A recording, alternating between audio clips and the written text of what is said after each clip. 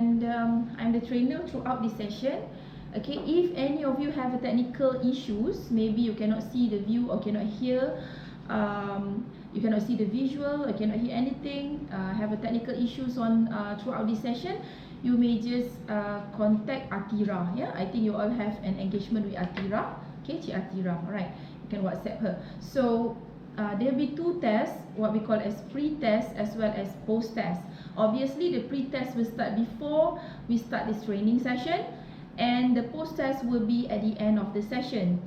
And we have 3 quizzes throughout the training session. Okay, 3 quizzes means the first quiz will be after section 2, the second quiz will be after section 3, and the fourth quiz after section 4.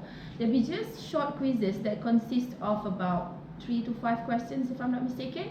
So the questions for the pre-test, the quizzes will be answered on a Google form sent through your WhatsApp. Okay, so once you finish, you just send it, and then we will get the result immediately. Alright. Okay, we will stop for a break at about 10:15. So the training will be run. We will just have to go through these 3 hours, but just with one break, yeah, at about 10:15. Okay. Any question on the sessions of this training, the planning for the training? Any question? No. All right. So I've introduced myself. Well, let's introduce. Let's hear from everybody else. Yeah. So maybe we will start off with Miss Ranisha, because Ranisha is on my left side, the far left. Is everybody seeing the same thing? Yes. All right. So we start off with Miss Ranisha. Miss Ranisha. Montessori preschool teacher, yeah, Montessori school. All right. Okay. Next is Cik Iswandi, Mr. Iswandi.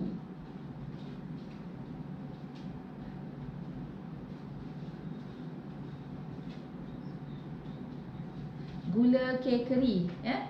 Alright, so you might want to check out their Instagram. They are making good cakes and good desserts as well as pastries, yeah. Okay, Mr. Iswandi. Next to Mr. Iswandi is Miss Angelica.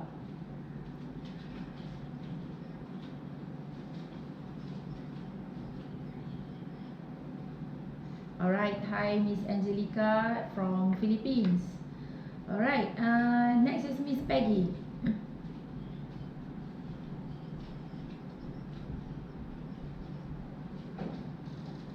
Alright, okay. So welcome everybody to this session. Alright, so I think you have received the pre-test, right? To your on your phone. So please answer the pre-test in 10 minutes. Yeah, it's just yes or no lah, true or false. Okay. Yes, we start with the pre-test. I think Cik Ahmad Iswandi, you have received the test. Anyone haven't received through the WhatsApp? Dah. Dah buat dah? Dah buat dah settle? Dah. Oh, dah submit dah? Sebelum kan?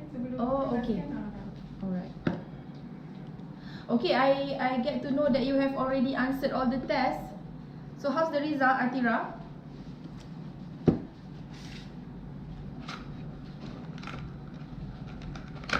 How's the result, Atira? How's the result? How's the result, Atira? So far everyone's average? 27. Okay. So the lowest mark is 27, but the rest is within. Anyone get 30? Yes, alright. Okay, we have 2 participants got 30 upon 30. So you do not have to attend the course. Yes, you still have to. You still need to. Anyway, this is part and parcel of the procedure from Ministry of Health. Alright.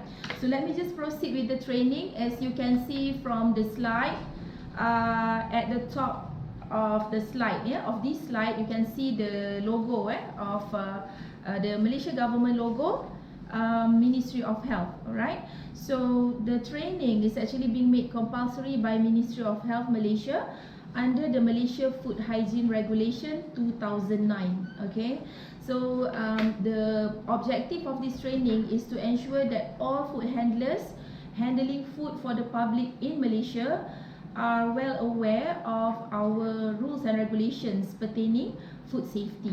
Alright, so the training is pretty basic. We're talking about just the basic requirements of food safety. This is not like HACCP or GMP. If you have come across the other food safety management system, this is just very basic. However, the aim is actually to ensure that everybody understands, yeah, that in Malaysia we have rules and regulations pertaining food safety. Alright, so the course is consists of 4 sections: the introduction, the food hygiene, food safety, as well as the critical factors of food poisoning. Alright, so as an introduction, okay, the training can only be conducted by the training provider accredited by Ministry of Health. So PHEIO Management Sdn Bhd, our company, is the School of Food Handler Training. We call it School of Food Handler Training because we are certified by Ministry of Health, as well as the instructors. The instructors must also be certified by Ministry of Health. Okay, so here's my card as the instructor. Boleh nampak? Food handler training instructor, right? So the cost only 50 ringgit. For the online course, the participant will not be exceeding 10 people. Okay, so that's why you can see we only have small crowd, small group. We are conducting this training throughout this MCO almost every day. So we only can accept not more than 10 participants. Okay, if it's in real class, we can accept about 30 participants. Okay. Okay, so if you have further inquiry, you can contact the Food Safety and Quality Department of Ministry of Health. Okay, by the way, I think you have no issues on that. Upon completing this course, you will receive the certificate in PDF format. Alright, so the electronic certificate will be sent to you immediately after this training, and the original certificate shall be couriered to your organizations, respectively, to whatever address, whichever address that you have already provided to Miss Atira. Okay. So in Malaysia, we have Malaysia Food Act 1983, Malaysia Food Regulation 1985, and Malaysia Food Hygiene Regulation 2009. Okay. So as I mentioned earlier, the requirement that stated all the food handlers in Malaysia must have a valid certificate of food handler training is actually listed in the Food Hygiene Regulation 2009. Okay, just to mention, this is under Regulation 30. Okay, this is under Regulation 30. Yes, Regulation 30 of Food Hygiene Regulation 2009. Actually, as I go through this training session, I will also share with you the other common regulations, common legislation pertaining food safety. So the big chunks of the food regulations that is applied by the catering or restaurant, catering company or restaurant, or maybe like Montessori schools, is under Food Hygiene Regulation 2009. If you want to download, this can be downloaded through the fsq.moh.gov.my. Okay, actually you just Google Food Hygiene Regulation 2009 PDF copy. You can download them, alright? And in Malaysia, we also have the Control of Infectious Disease Act 1988. So this means that in any occurrence of foodborne disease illness, okay, the act is put into enforcement. Okay, so this is Infectious Disease Act, because food poisoning can become outbreak if 2 or more people is experiencing the same symptom or maybe the symptoms after consuming the same food from the same premise. Alright, so at any occurrence of what we call as disease outbreak, foodborne disease outbreak, this act actually is a working act to control any food handler or restaurant owners or premise owners who have caused this, which have caused this illness. Alright, so you can see in Malaysia, food safety is a big is an important is very important in Malaysia. So that's why you have 2 acts and also 2 regulations concerning food safety in Malaysia, right? Okay, so the importance of assurance of food safety is to make sure not just compliance to the legal requirement, it is also of the consumer concerns. Alright, so we have to make sure that, okay, when we produce the food or we make the food will not cause harm to the consumer when it is eaten or it is consumed according to its intended purposes. Alright, so we know that the consequences of having food poisoning, especially to the vulnerable group of people. So why did I call a vulnerable group of people? These are some of the people, those what we call as susceptible and more prone to diseases such as children, babies, infant, elderly, pregnant women. Okay, I'm not saying that these are just the people who can be contacted to the foodborne diseases, but they are more prone. Okay, all of us are actually can be the victim, I shall say, of this foodborne disease illness if we do not take care of ourselves.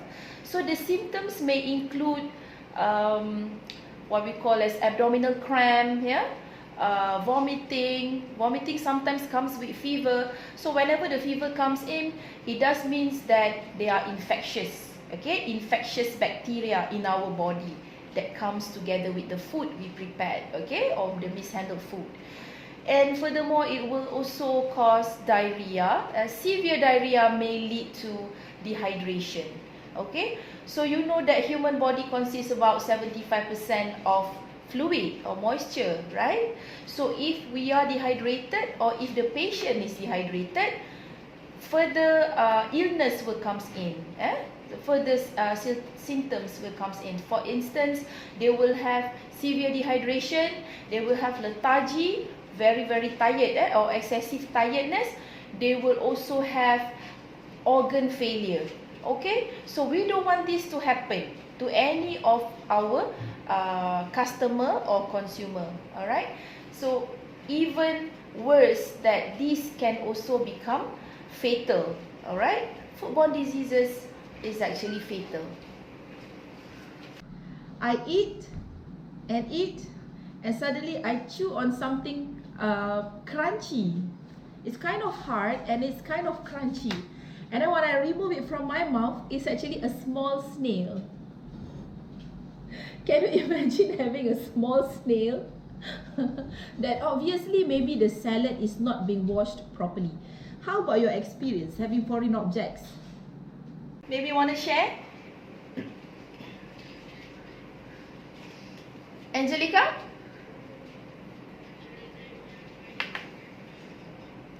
Hair strand, yeah.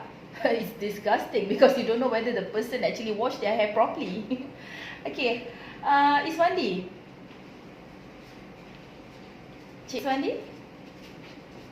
Ada experience? Foreign objects? Hair strand as well.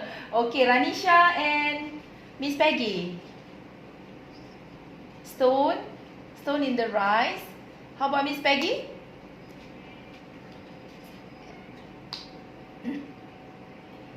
Alright, okay. Now I would like to draw your attention to this thing. Okay? Okay. So let me just open up this. Okay. Have you ever seen this?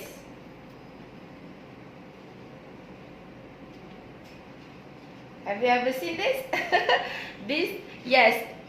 This steel wool. Okay. If it's in good condition, okay, it always round. Okay, the shape is always round. So this is when it has become shabby, right? And you can see that the metal, yeah, normally people call this steel wool. They normally use this in the kitchen to wash pots and pans, isn't it? Okay, so these are the things that normally comes out and contaminating the food product if we are not careful enough, right? Okay, obviously this kind of still cannot be used in the kitchen where we prepare food for the publics. You have to use an alternative. For instance, you use like brush, yeah? The brush must be intact. Not use the brush that is easily fall off. Okay, that easily fall off. So you can get foreign objects not just from like pests. Just now in the picture it shows the flies there. So you can have foreign objects from the pests. You can also have foreign objects from cleaning equipment, cleaning utensil. Some people have told me that they found mop hair in their food. How disgusting can that be? And sometimes you may also have foreign objects. This is also an example of cleaning equipment. This is wiping cloth. Can you see this wiping cloth? So bad, isn't it? The thread has come out. So these are the things that will become foreign object if it fall off the wiping cloth. Yeah, this is so bad. So the wiping cloth, you have to be careful because I know in the kitchen you use a lot, right? Wiping cloth, right? So if you have wiping cloth, make sure that it is in good condition. Be sure also that it is intact. The best is if you use a wiping cloth that is the type that is disposable. Once you use it for cleaning, for washing, and then you can dispose of safely. So there's no risk of having cross-contamination from the foreign object. So there's another object I can show you here. Anyone can tell where is this from? Where is this from? Anyone can tell? Okay, I'm showing you this. Okay, can you see it clearly in front of the camera? I'm putting it in front of the camera. All right. So what's this?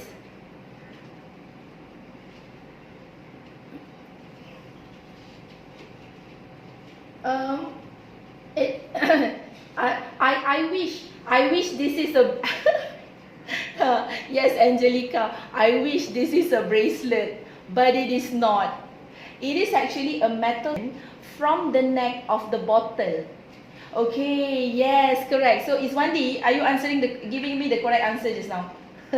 Yes, this come actually from the neck of the bottle. Okay, you know, if you buy like this is actually from what you call olive oil. So somebody open up the olive oil, okay, and then this comes out, and then they pour and this fall off and gets into the food product. So this is something that you don't want.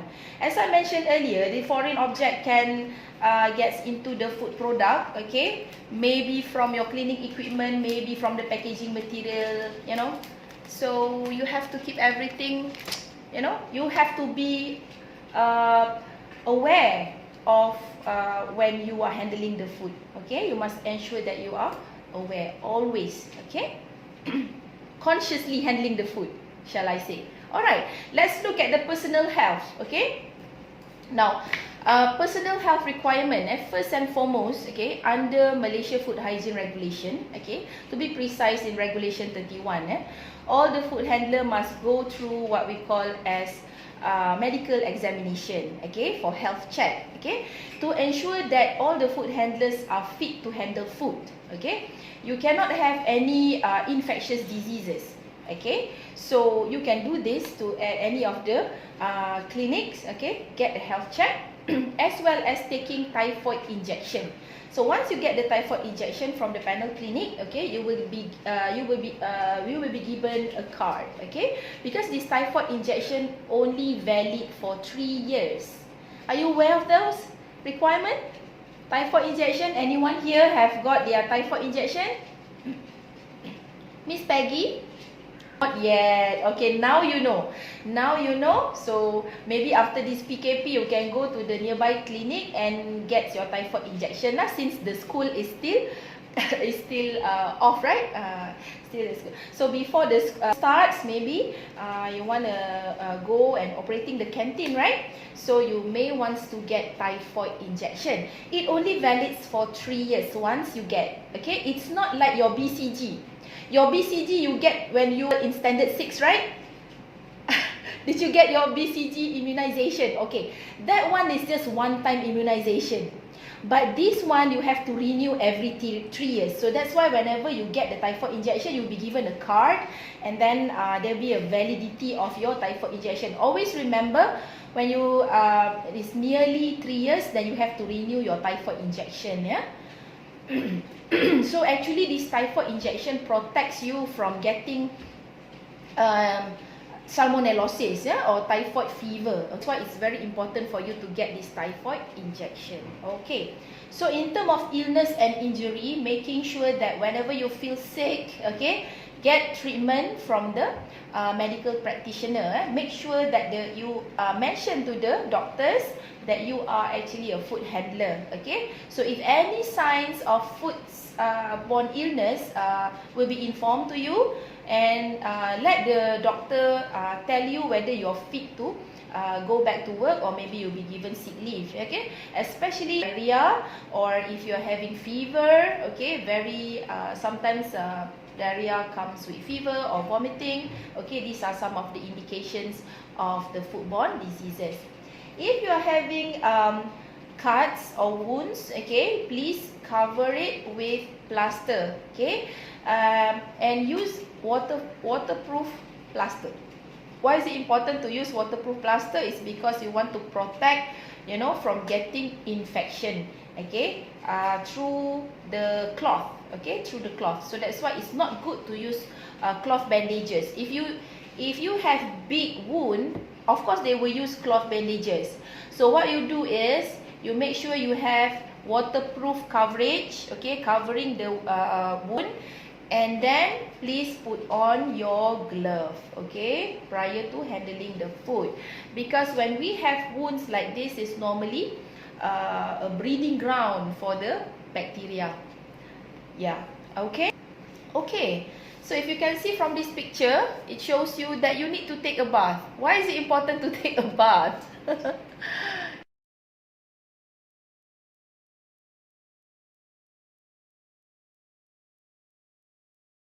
Come back from work lah, okay. Alright, okay, so and after taking bath, you have to wear fresh clothing. Means clean clothing, not taking bath and then wearing yesterday's jeans or yesterday's yesterday's shirt or yesterday's jacket. So you always have to wear fresh and clean clothes, yeah. Okay, so food handlers are prohibited from wearing any jewelries. Okay, must always have short and clean fingernails. No color, what do you call that? Accessories on your fingernails. Okay, please don't put any Q-tex, you call it, the color on your nails. Okay, because we are all food handlers. If you want to go elsewhere, fine. But if you're handling food, please do not wear any jewelries, as well as do not color your nails. Alright. Okay, so these are how the food handler attire. Okay, recommended food handler attire. Okay, you can wear head covering like this. Okay, this is what we call as hairnet. Okay, this is hairnet. But if you cover just with hat or with chef hat, normally you all have chef hat, it's also good, as long as you have short hair. If food handler is having long hair, make sure that the hair is actually covered in a hair restraint. If you can see, like myself, I'm wearing tudung, I do not need this anymore because I'm wearing tudung, it's already covered.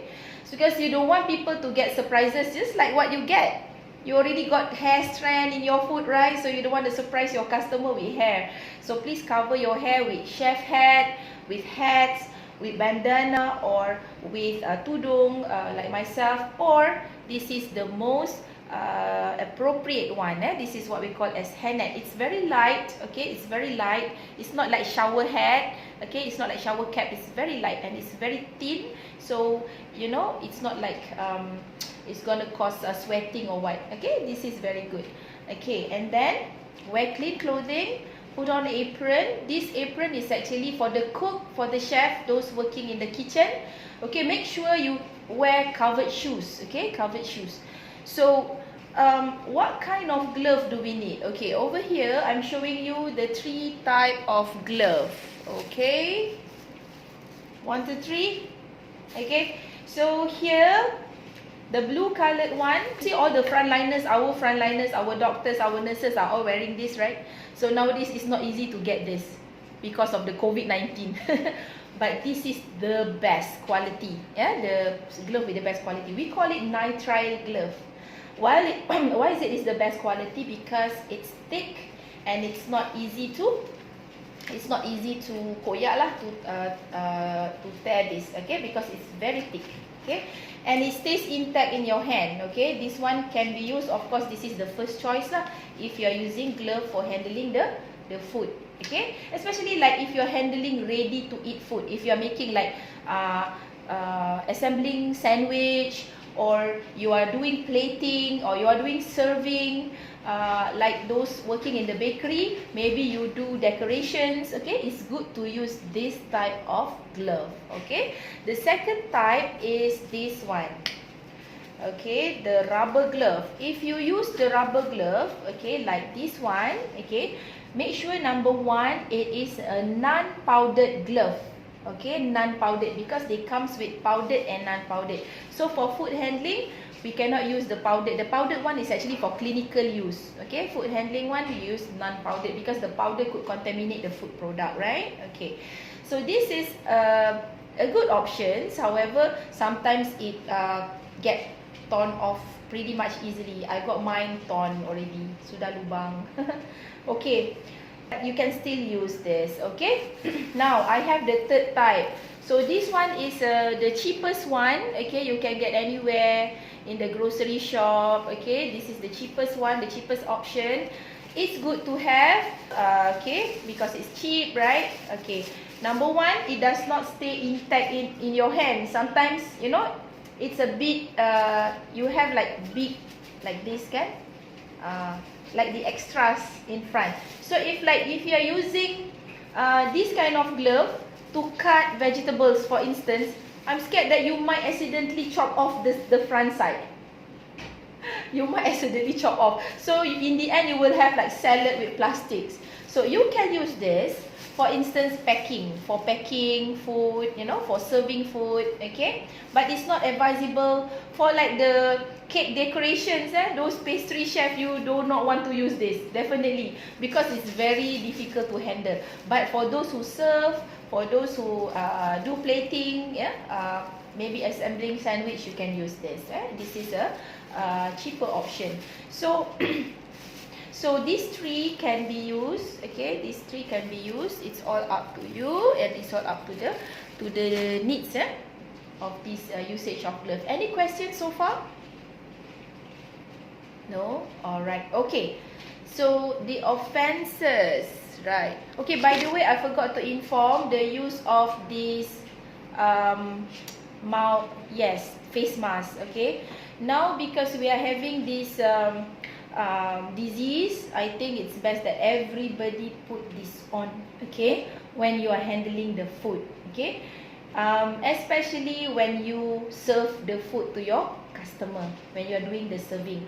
But if you're handling the food in the kitchen, you also need to use this, okay, because now, you know, people are talking about this communicable disease, this pandemic, so try to avoid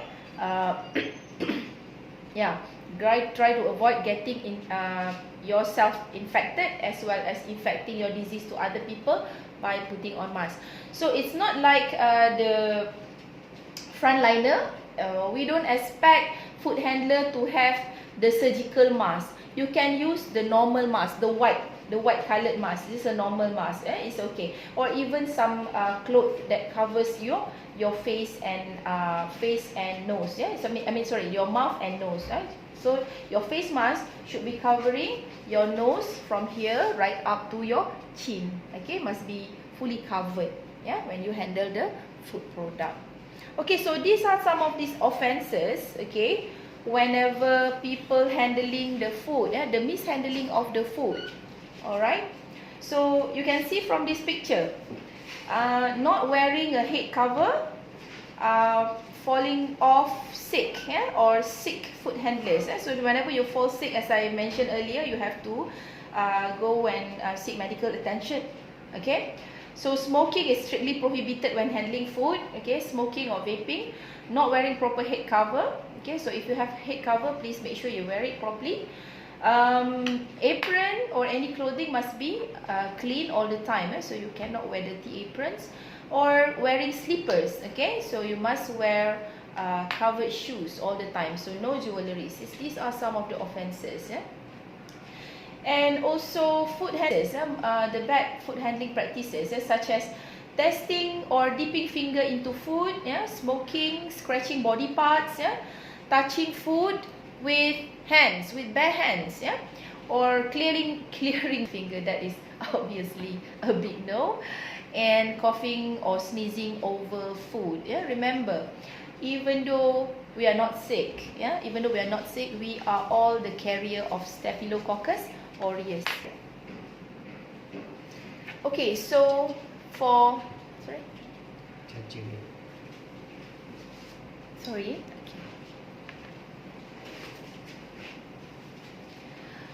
Okay, so make sure that you food handling practices, yeah?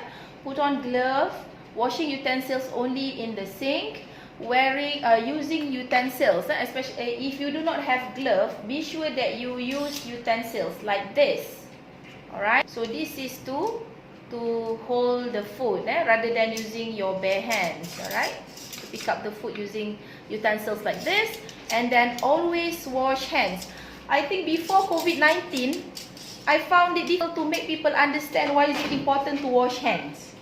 But after COVID-19, thank God, it make it very much easier for me to make people understand why is it important to wash hands. Okay, let's look at the 7 steps of proper hand washing. Alright, so whenever you want to wash hand, okay, in your canteen, in your cafe, in the kitchen, please prepare hand soap. Okay, you need to use liquid hand soap. Okay, you are not allowed to use the what do you call that? The soap bar, the bar soap. Okay, because if you use the bar soap, okay, many people will touch it, so this will cause cross contamination. Please use just the liquid soap. If it's not Dettol also is okay. If it's not a specific antimicrobial, it's good to have antimicrobial soap. It's just soap, it's okay. Alright, that is suitable for hand washing. Okay, and these 7 steps, yeah, to proper washing of hands.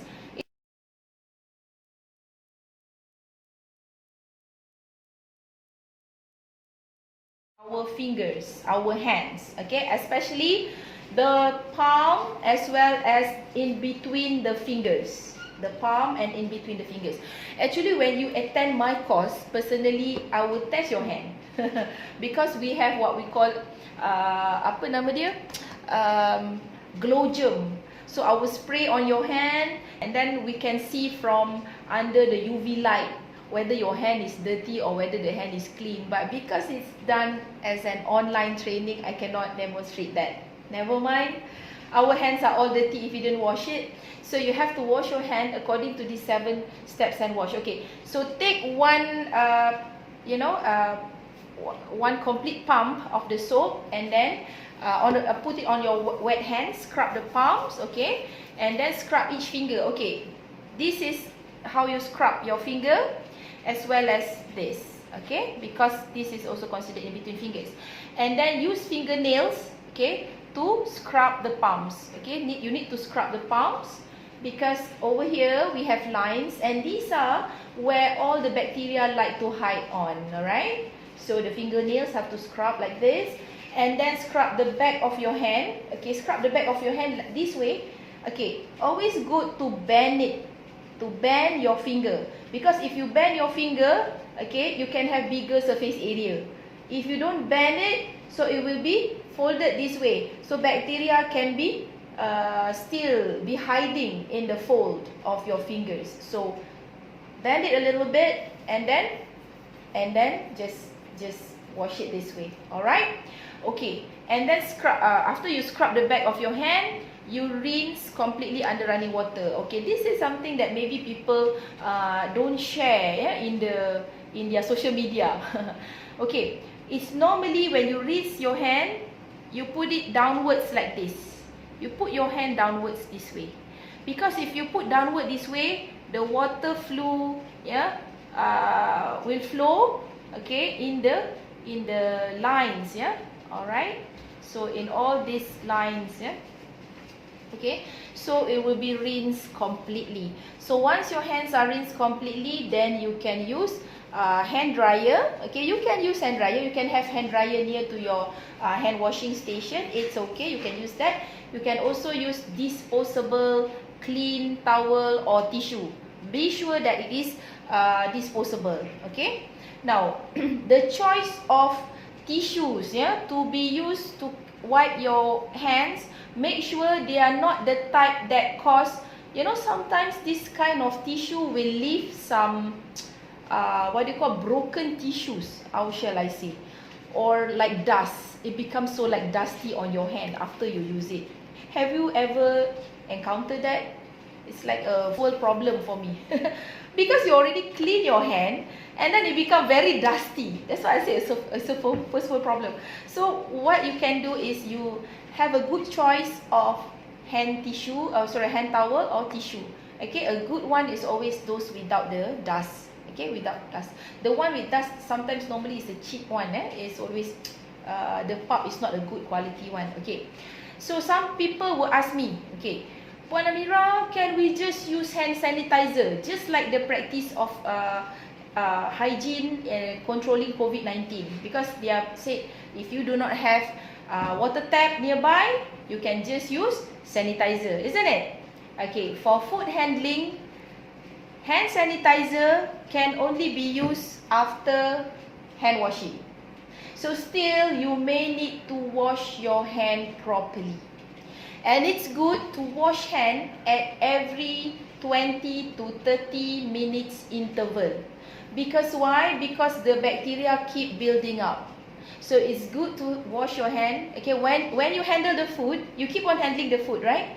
So your hand will become sweaty, your hand will become, you know, started accumulating dirt and any food residues on your hand. So it's good to wash your hand at every 20 to 30 minutes interval. Alright? And also, you must wash your hand whenever you handle different type of food products. For instance, you are decorating cakes, or you are packing finished products, okay? And then maybe you may need to crack some eggs, or maybe you need to throw in rubbish, yeah, to the rubbish area. All right, you need to do something, you know, from high risk, yeah, to the high care, or from high care to the high risk. So this different process steps, yeah, or different hygiene level of process may need or may requires you to wash your hand, okay, after handling this process. Okay, so for instance, okay, you are decorating cakes and then you need to handle rubbish. Go ahead, handle the rubbish, and then you want to continue with decorating the cake. Please wash your hand with 7 steps of proper washings of hand, and you can continue. Then only you can continue. Alright, so this is actually the practices to prevent risk of cross-contamination. Any questions so far? So far so good? So far so good? It sounds like common sense, right? Yeah, alright, okay. So upon these slides is no more common sense. Alright, so you can see from this slide, okay, the equipment which is used, which is clean and in good condition must be stored properly, okay. And also you must make sure that you store your raw materials also properly in the proper shelving, right? In a proper shelving. Okay. So in one of the requirements listed in the Food Hygiene Regulation 2009, under the regulation on storage of food product, it stated that whenever you store the food product, it must be located 20 cm away from the floor. Okay, you might want to take notes on this. 20 cm off the floor and 15 cm off the wall. Alright, so this is how you store your food product or equipment, utensils, everything. You cannot store your food product, your raw material, your utensils directly on the floor or leaning it directly against the wall. Okay, the reason behind this is that you don't want to get your raw material dirty. That's number one. Number two, okay, you want to prevent from pest coverage. Okay, you know that pests like cockroaches, they like to sometimes hide underneath the boxes, underneath the carton box, right? Underneath the packaging material. So if you keep your raw material or food product directly on the floor, it's very difficult for you to do monitoring. So this comes to the second reason why it is placed into regulations that you need to store your raw materials 20 cm off the floor, okay, so that there will be no pest coverage. Besides making it easy to clean, we want to prevent pest coverage. And the third reason is to make sure that all the raw materials are well ventilated. Okay, for instance, well air circulated. For instance, if you have like cold rooms, you have freezers, you have chillers, okay, like cold rooms especially, you cannot put directly on the floor because otherwise the food product that you stored there will not get proper air circulations. So these are the three reasons why you need to have the stored material stored 20 cm off the floor, 15 cm off the wall. Alright, any further question? You're good? Alright. Okay, so your equipment which is clean and in good condition, you must monitor. You must monitor all the time. Yes, I know and I can understand that whenever you are in operations, things get soils, things get dirty, okay? But you must always monitor, especially before you leave work lah, for handling of the food. Okay, if you can see in my hand here, this is a stainless steel what do you call that? Tongs. Yeah, this is a stainless steel tong. Okay, so this is the best choice, okay, rather than use the wooden type, because you cannot use the wooden type of equipment in the kitchen. Okay, also stainless steel pots and pans, stainless steel utensils, yeah, as you can see from the picture. Okay, so you might want also to consider use of different color chopping board. Okay, if you can see here in my hand, we have green chopping board. By the way, let me do just a disclaimer. This one is cheap one. You don't buy the cheap one. This one is for demo saja. Okay, so you have to buy. Number one, if you purchase any equipment, for kitchen use, make sure it's durable, okay, because you need to have durable chopping block. You need to have a durable pots and pans, okay. You can use color-coded chopping board because, okay, for instance, this green color is used to chop what? Vegetables? Yes, vegetables. The red colored one is used for meat, raw meat, yeah. Sometimes they have the brown colored one for cooked meat. Okay, the yellow one is sometimes for the what?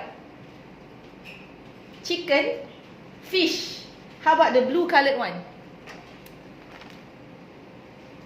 Blue. Do you have blue colored chopping board?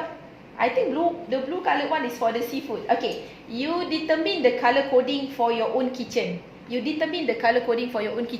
However, it's pretty common that green for veggie, red for raw meat, okay, and then you also have for cooked meat, as well as for pastries. For instance, the white colored one is for pastries, yeah, for cakes, pastries, ready to eat. Yeah. So once you already distinguish the differences between these color coded, what do you call that? Chopping board. Okay, you can avoid having risk of cross contamination. Okay. Now, why do you think is the reason you cannot use wooden utensils?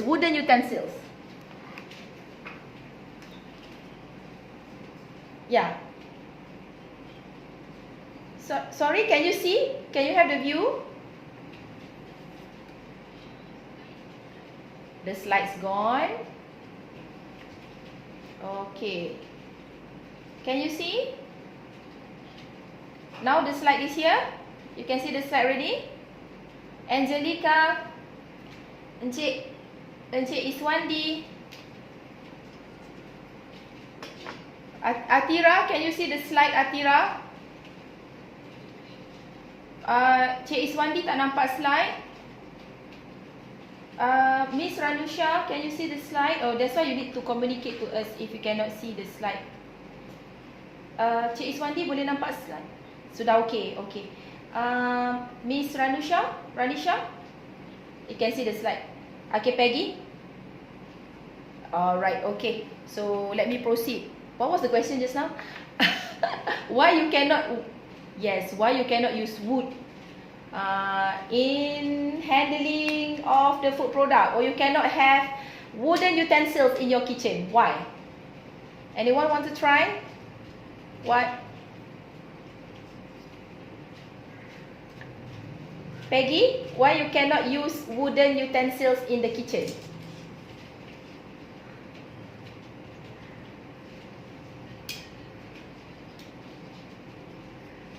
Bacteria can grow and hide in between the wood, right? Okay. And when we talk about durability, wood is always not durable. Okay, wood is always not durable. Furthermore, it can become Fatini, can you switch off your mic? Fatini, please switch off your mic.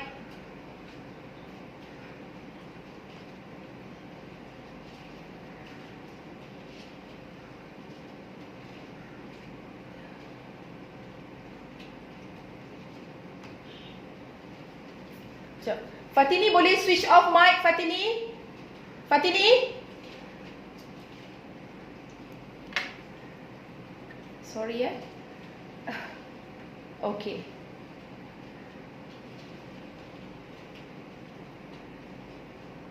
Alright, let's get back to the slide. Can you see the slide? Inappropriate utensils. Alright. So, the second reason why you cannot use this wooden utensils, it's not appropriate to use wooden utensils. It's very difficult to clean. Okay, it's very difficult to clean. So because it's very difficult to clean, okay, the wood can become the breeding ground for microorganisms. It can be bacteria, it can be viruses, and fungus. Most of the time, it's always fungus that will breed onto the wooden surfaces of the wooden equipment.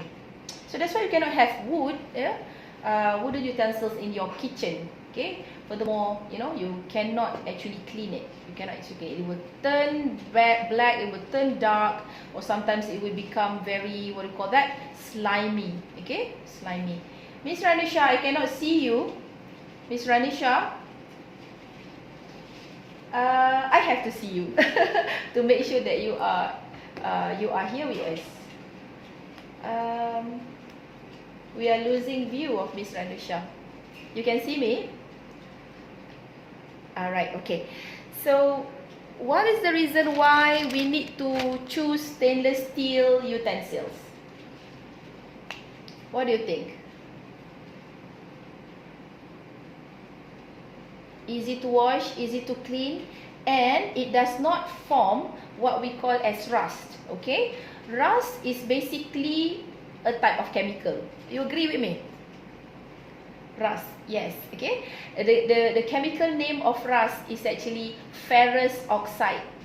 Ferrous. Okay. So why you cannot use the rusty knife or rusty fork and spoons, you know, or any equipment that is of non-stainless steel type is because when the rust is formed, okay, it can contaminate the food product. So whoever is consuming the food that is containing the ferrous oxide, you may have diseases or illness, sometimes very much associated with what we call as tetanus. Have you ever heard of tetanus? Yes, right? So that is why you cannot use any rusty equipment or badly rusty utensils. Alright? Okay. So look at this picture. What can you tell about this picture? The brush. The brush is obviously, yes, it's obviously,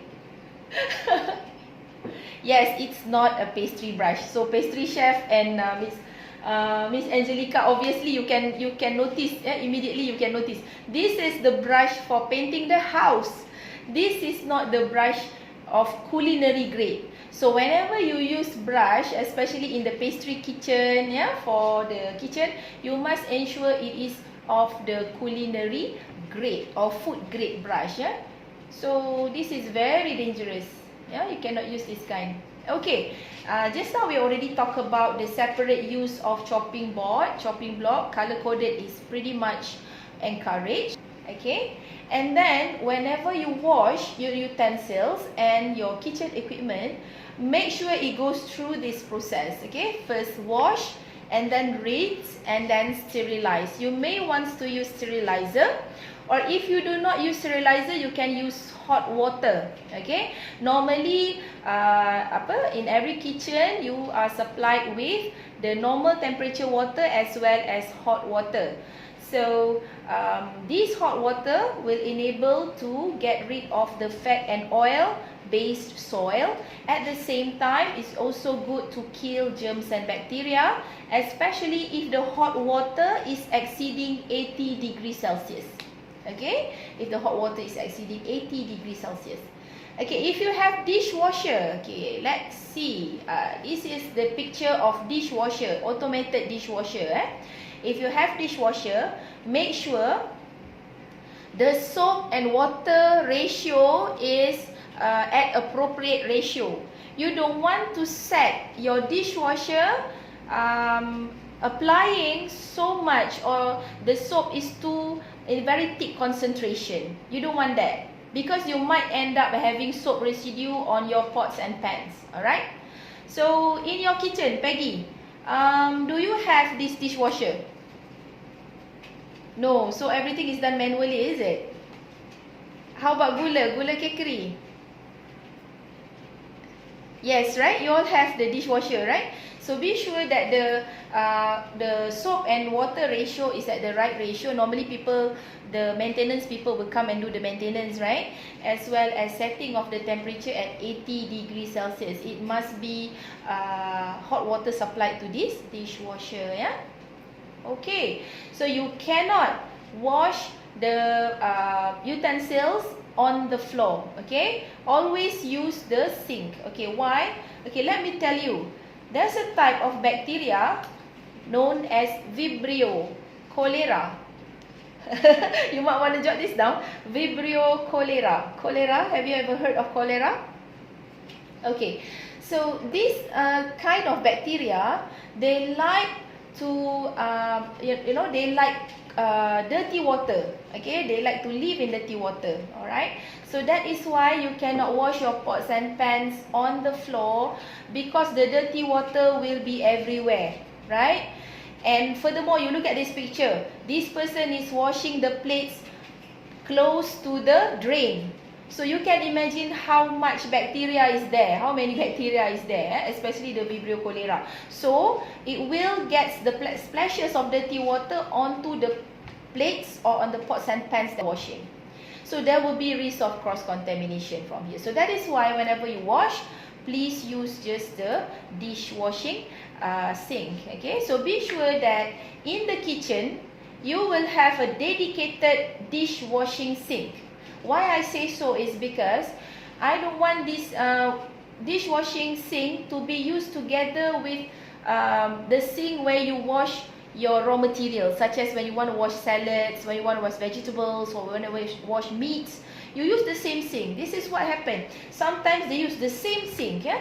If you have big kitchen, big size kitchen, please distinguish the difference between the sink. The sink to wash raw materials, the sink to wash the pots and pans, and also the utensils. Okay, this is to ensure that the risk of cross-contamination from the dishwasher, from the soap, will not contaminate your raw material. Okay, this is especially for the big kitchens. If you have big kitchens, handling big loads of raw materials, big loads of raw material. Because let me tell you, my story. I have seen once, this one particular person, because previously I used to do inspection, a lot of inspection I did. So previously, when I saw this one guy in the kitchen, okay, he washed his hand. He washed his hand really nicely. I can see like he's practicing the 7-step hand wash. Okay, so when I look at him while I was doing inspection, I said, wow, this guy is really good because he washed his hand properly, right? But after that, shortly after that, when I go near or close to the sink, big pan containing squid, fresh squid. Okay, can you imagine? Cik Rashidi, switch on. Okay, so can you imagine the person is washing their hand, and then over the pot containing raw squid.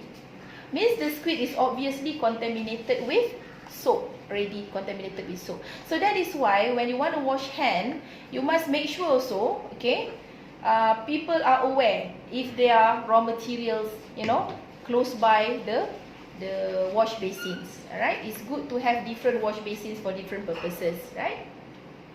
Okay, so these are some of the examples of cleaning in practices. Okay, whenever you clean equipments like mixer bowls, right? Whenever you clean your mixer bowls, clean properly, wash properly. Okay. Okay, so the premise must always be clean. Yeah, the premise must always be clean. Not just in the kitchen, but also in the dining area. In your dining area, the floor, the wall, the ceiling, the serving table. Okay, if you have bain-marie, okay, or display chiller, yeah, in your restaurant, display chiller, your whatever drink station, for instance, it must always be clean. Yeah. Condiments area, if you have condiments area in your restaurants, must also be clean. So this is the examples of clean food premise. You can see on the left side is the kitchen. Okay, so the dirty, this is the examples of dirty premises. Okay, we will have our short break at about 10:15, yeah. So 5 minutes more. Okay, so the premise, you can see like this ceiling is already worn out. You know, the broken doors. Okay, sometimes some kitchens may experience this. Clogged drain. Have you experienced clogged drain in your kitchen before? Clogged drain. So the drain get clogged up. Yeah, sometimes with food residues in it. So if you have clogged drain, longkang tersumbat. In bahasa Malaysia we call it longkang tersumbat. So if you have to quickly make sure that you remove the water, because all those are dirty water that might be containing bacteria. Yeah. Same goes if you have leakage. Yeah, especially from the water effluent. Alright, from the sewage water effluent, because you don't want to dirty your kitchen, yeah, with the dirty water. So be careful with that. Okay, so some basic facilities such as toilet must be in good condition. Okay, if you can see here, basic facilities, toilets, yeah, must be in good conditions, and then it must be away from the food handling area. Okay, so prior to going to the toilet, you must remove your apron, remove glove, remove your hairnet. Okay, remove if you're having your chef jacket in the outer of your clothes. Yeah, then you have just the inner to go to the toilet. So means remove all your protective clothing prior to entering the toilet. And after you enter the toilet, wash hand properly, put on your protective clothing and wash hands properly, and then only you can resume to work in the kitchen. Alright? Okay, so this is an example of the roadside premise. If you have, I believe Gula Cakery is having enclosed kitchen, right? It is an enclosed kitchen, chef? Yes, it is. How about Miss Peggy? Is it an enclosed kitchen in Montessori? Ranusha? Yes, it is an enclosed kitchen. So I just give an example of the roadside premise, or like the food court in, for instance, cafeteria or food court in highways. Okay, they have the open type of food premise. Make sure our friend like cats and birds will not be harboring the food area, the dining area, because this dining area is open, so it's pretty prone to pests. So make sure that it is not visited by the dogs, cats and so on. Alright? So these are some of these examples of pests that you don't want to have in your food premise. So the common pests are cockroaches, flies, rodents, okay? So some uncommon pests, but it can happen in your food premise if you don't take care of it properly. The cats, the birds, as well as the dogs, okay? So you cannot have cats in your food premise. Okay, why are we always want our food premise to be free from pests? It's because pests carries what you call microorganism, yeah? Like the cockroaches. Cockroaches, what do you think they carry? Have you ever seen in the YouTube, in the YouTube video, when people crack open the cockroaches, they can see parasites in the abdomen of the cockroach, because cockroaches carries parasites. Yeah, true. And then flies may carry bacteria, because they carry bacteria from one place to another. These flies may be behind your Gula Cakery restaurant, landing on top of cat shit, and then afterward it flew and gets into your premise. So that's why you don't want to have it, because you don't know where it flies before, where it goes to. Okay? And then rodents. Rodents is a pest that not just carry bacteria or parasites, they also carries viruses. So what kind of virus? Do you know? What kind of virus the rodents are carrying? Oh, that's very good. 10 points, Angelica. Leptospirosis virus. So this is what we call as virus kencing tikus in bahasa Malaysia, we call it. So it's a leptospirosis virus. Yeah, it's very, very deadly, this virus. Okay, look at these two type of cockroaches. We have American cockroach and we also have German cockroach. Okay, so what are the difference between these two? Well, I'm scared of cockroaches too. Anyone scared of cockroaches? I'm also scared of cockroaches. My greatest phobia. So, look at the German American cockroach on the left side with the blue background. Okay, this type of cockroach, they like to land, or they like to harborage on organic material. They need organic material. So that's why you can always find them in the toilet. Sometimes you find it in the drain, okay, where they have a lot of organic material. Sometimes near the rubbish collection area, okay. On the other hand, there's another type of cockroach called German cockroaches. So these German cockroach normally can survive in any kind of condition. It can be very dry condition like your carton boxes store, even in paper box store, in dry store, because they don't need that much of the organic material for these German cockroaches.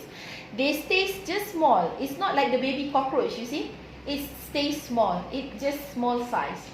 And why you don't want these cockroaches in your premise? Okay, let's look at it.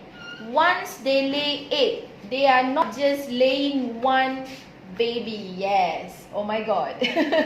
So it's not easy to get rid of these cockroaches because they breed very fast and with many babies. Yeah, so that's why you have to make sure You have to make sure that your premise is actually free from the cockroaches. If you see one of this, you might actually have more of this working behind the scene, okay? So be sure that you have pest control program in your premise.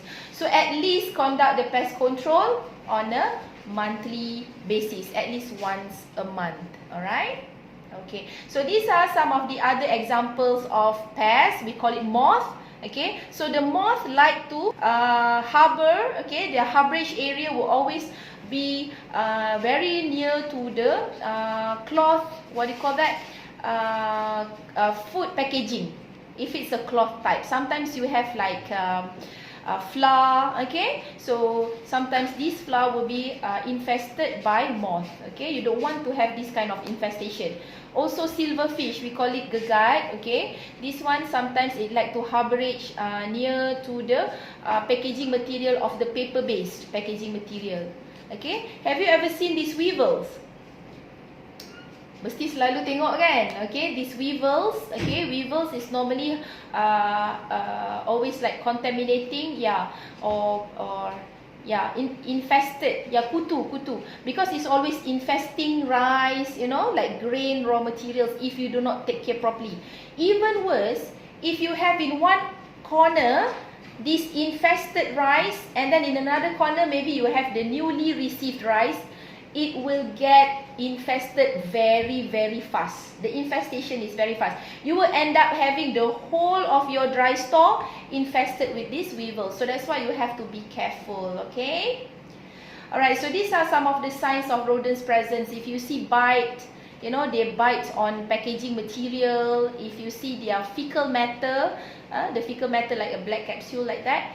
And one thing important, okay, to control the rodents is make sure that your gap, yeah, under the door, okay, underneath the door is properly minimized, yeah, is minimized, or you properly cover the underneath the door gap, okay, because these rodents, they can pass through the gap even if it is very small, like a 2 cm gap will enable the rodents to pass through.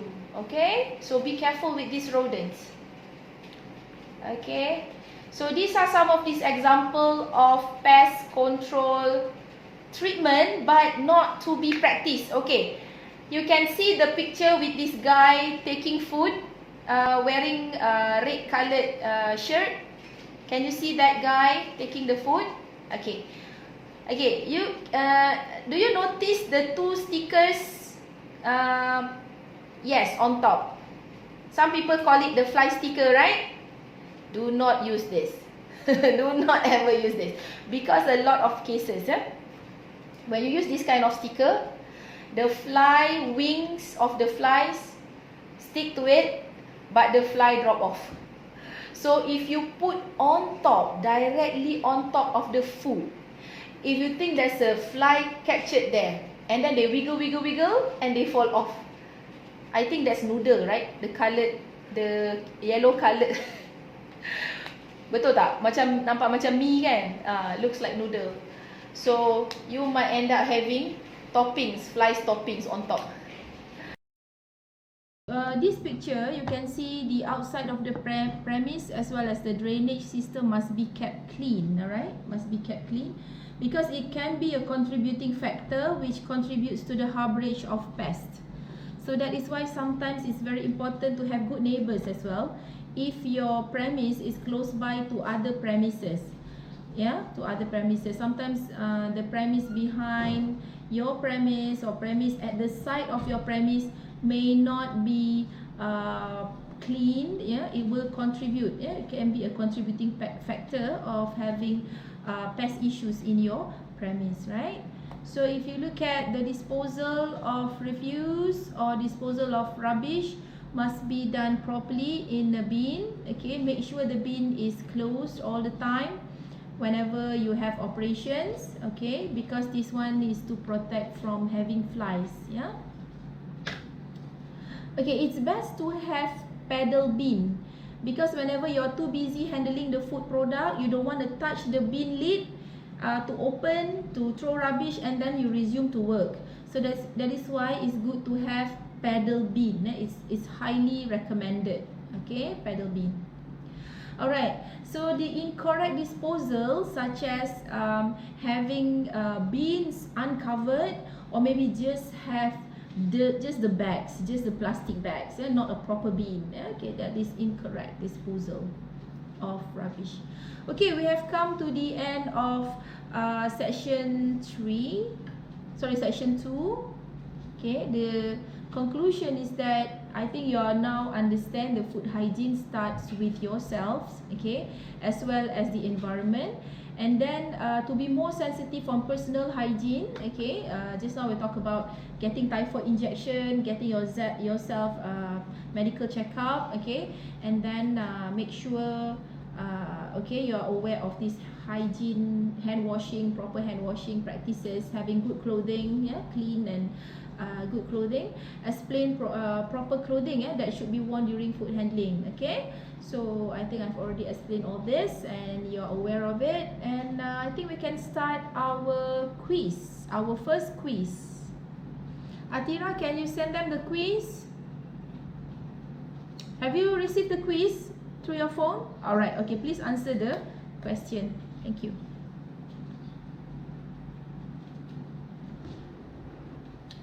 They're having quiz.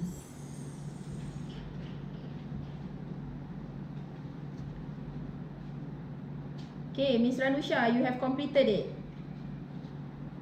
No, okay. Carry on. Carry on.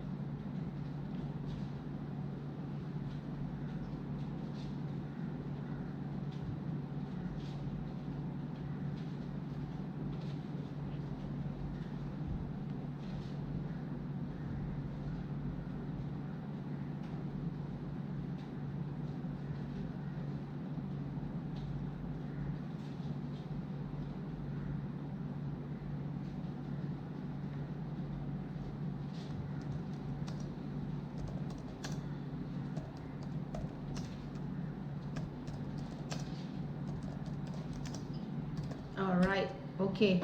So how's the score? How's the score?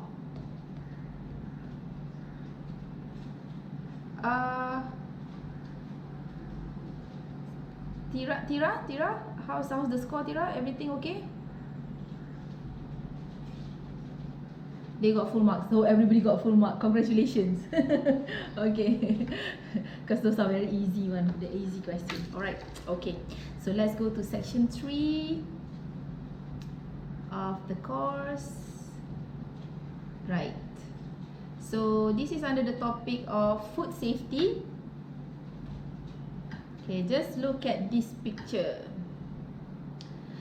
So before we use any raw materials, and make sure that the raw materials are good, yeah, are safe to be used. Okay, if you look at this picture, obviously the papaya as well as the apples are rotten, are actually spoiled. Okay, some people will tell me, okay, if the rotten part is on one side and the other side is still okay, so the question is, can we use it? Can we still use it? Let's say this papaya looks so spoil on one side and on the other side, can it still be used?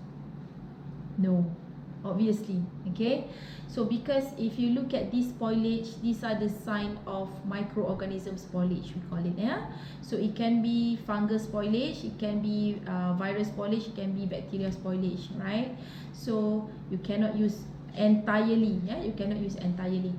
And when you talk about serving of food, make sure that you serve food only within 4 hours time. Okay, only within 4 hours time, especially for fresh food, like rice, all these gravies and so on. Okay, and then you select raw materials, like the perishable raw materials, fish, meat, chicken.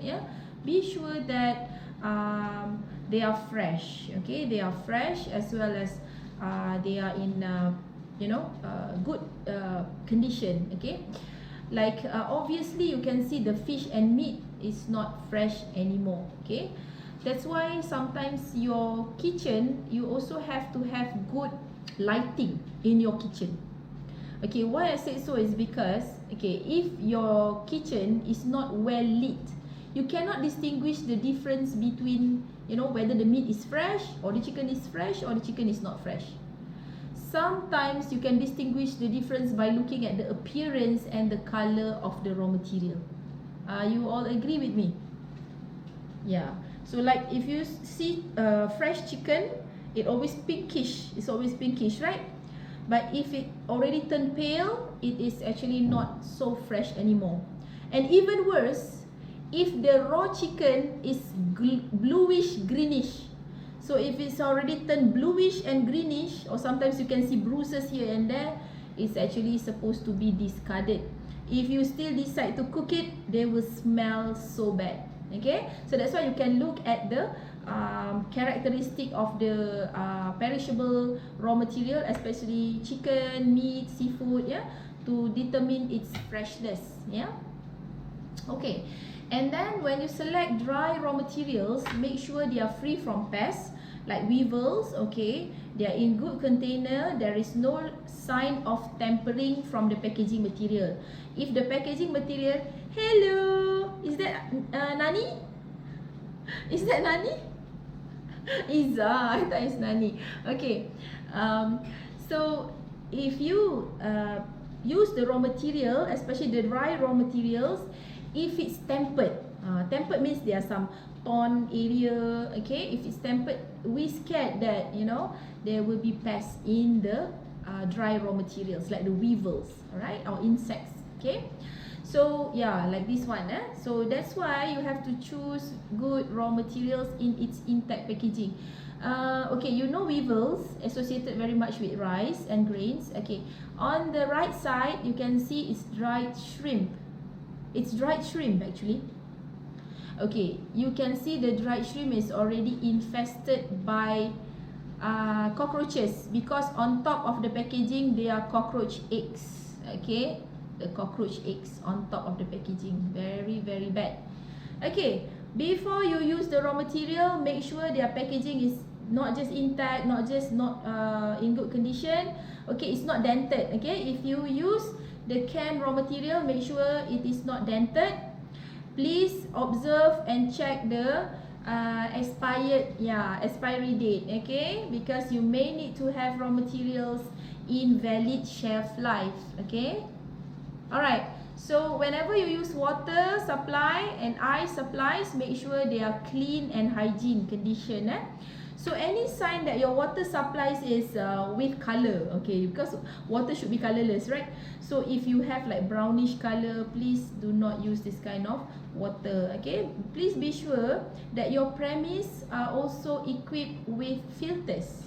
Do you have filter prior to your kitchen use of water? I think Gula Cakery you have, right? Because I've been to your premise in Kota Kemuning. How about the kitchen in Montessori? Yes, right? Yes.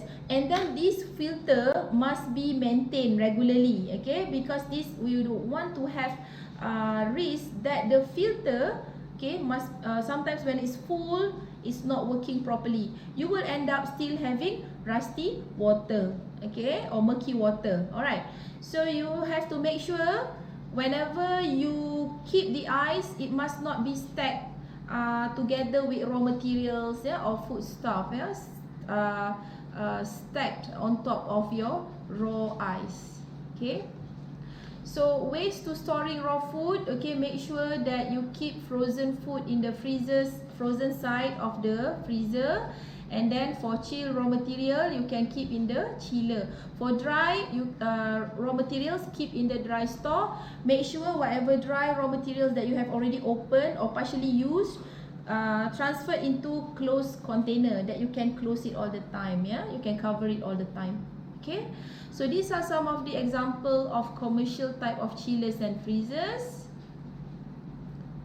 Okay, so you keep your frozen raw material in the freezer. It can also be in the cold room. Okay, then you keep dry raw materials in the dry store, okay, on the shelf. Okay, what do you think is not right with this picture?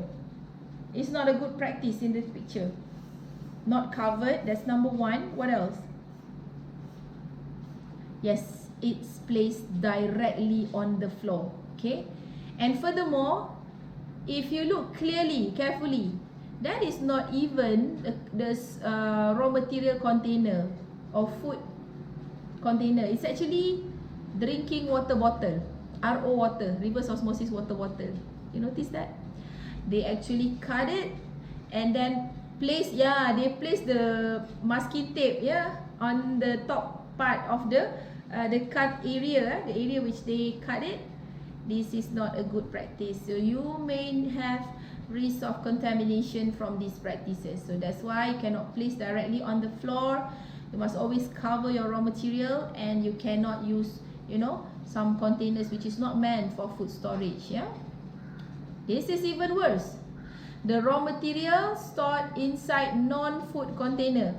Yeah, it's rubbish bin. It's obviously it's rubbish bin. So how can you keep sugar? That is actually sugar. So on the left side, it's rubbish bin, right? On the right side, the rubbish bin they use to store sugar.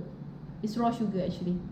So it's very bad because under the regulation, the food must be stored in a food grade container, and you must distinguish the difference between rubbish container and the food container. That's why you cannot use rubbish bin as food container, and you cannot use food container to store rubbish. Vice versa. Okay? It must be dedicated use. For rubbish bin, for food container, food container. Okay? Okay, so you look at the chiller storage, okay? Be sure that you don't mix up cooked food and raw food. For instance, like this picture, you can see the fish is stored on top of the cooked chicken. So you cannot keep it that way, okay? Or you cannot overstuff your cold room or chillers, yeah? So if you look at this slide, okay, this is what we call as temperature scale. Okay, temperature scale. Okay, so to store frozen item, freezer or frozen item is always stored at minus 18 degrees Celsius. So your freezer must always be at minus 18 degrees Celsius. Okay, so at minus 18 degrees Celsius, in case you have bacteria, the bacteria lies dormant. Dormant as in spore form. Okay, it is in a spore form, so it will not be active. So that's why the food that is stored in freezer lasts much longer. Alright, so your chiller temperature should be 0 to 4 degrees Celsius. Okay, 0 to 4 degrees Celsius.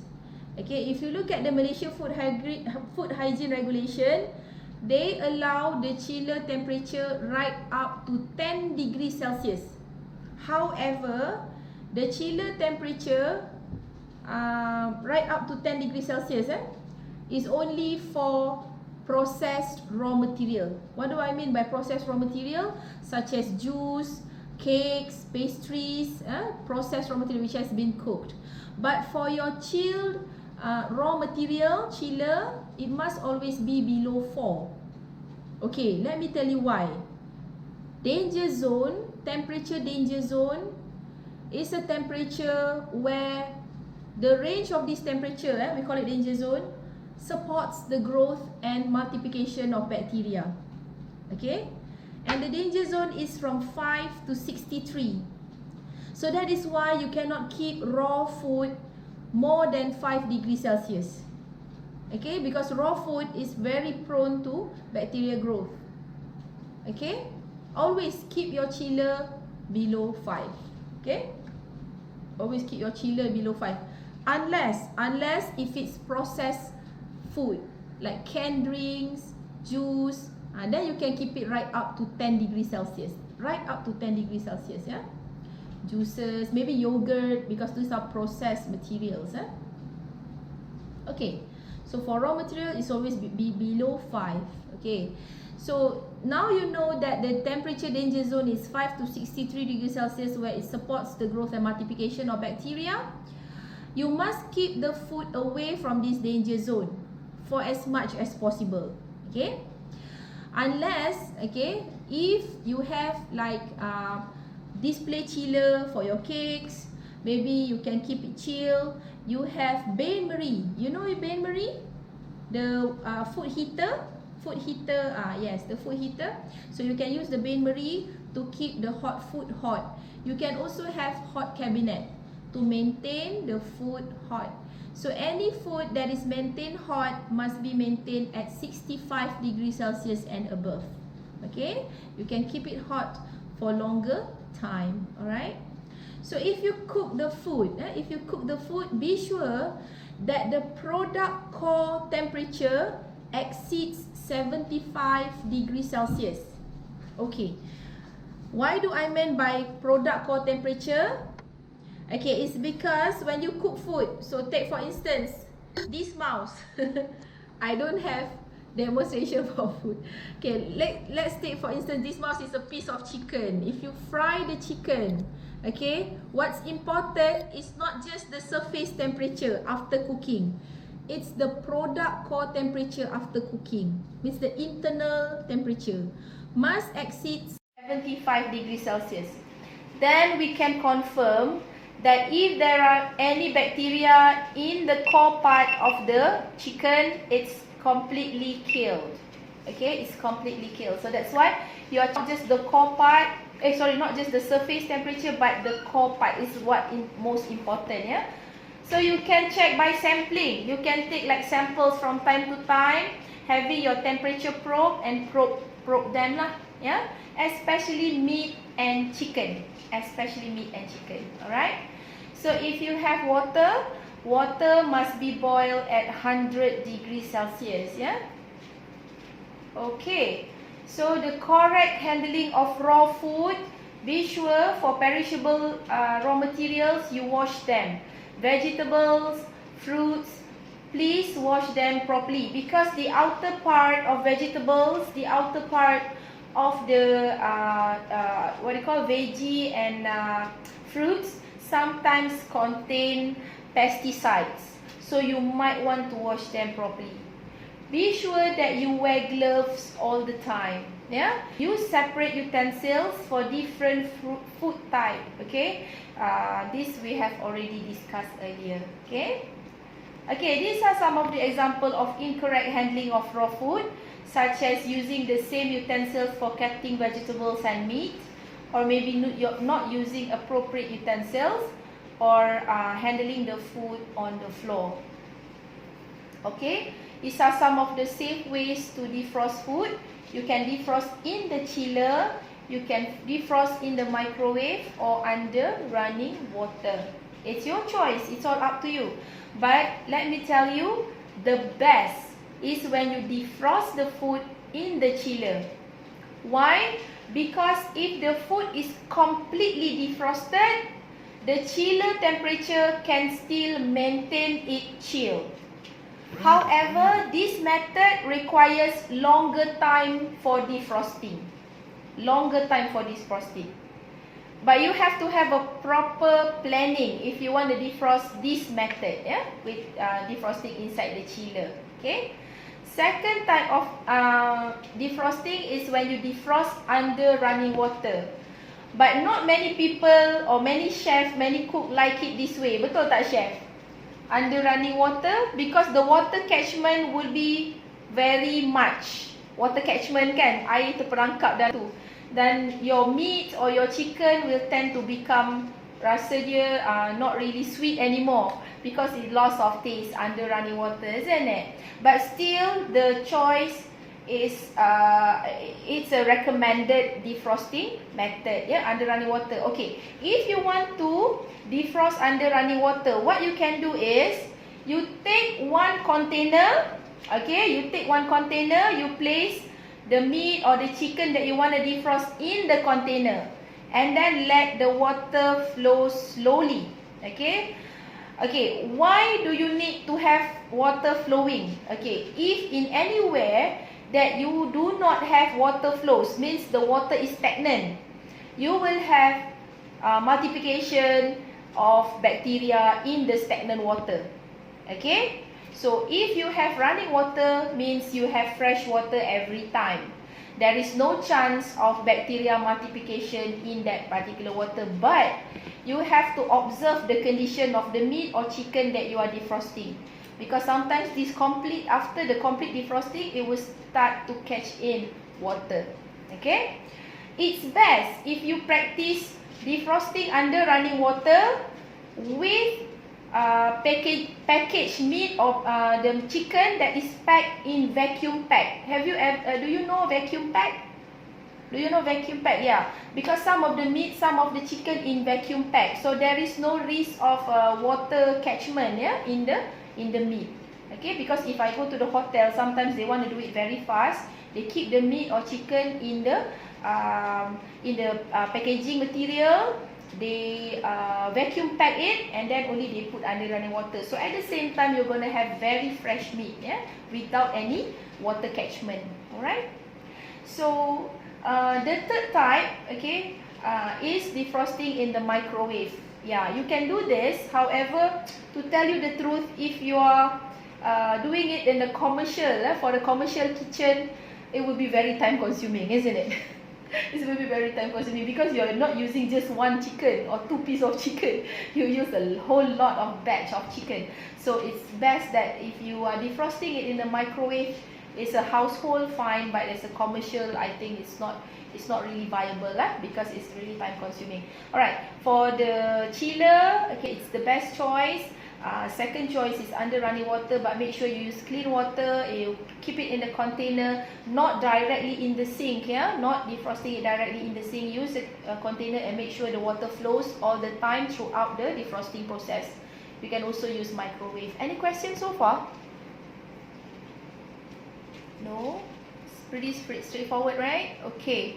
So this is the example of large scale defrosting or thawing. If you have like thawing chiller or thawing machine, this is more for manufacturing company.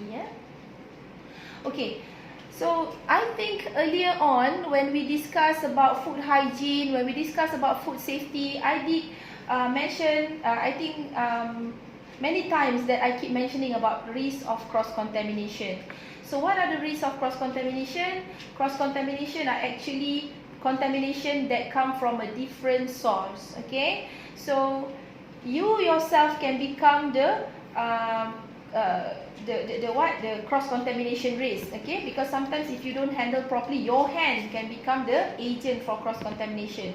Sometimes if we do not handle the food consciously or handle the equipment consciously, you see the picture where they keep chopping board on top of the rubbish bin.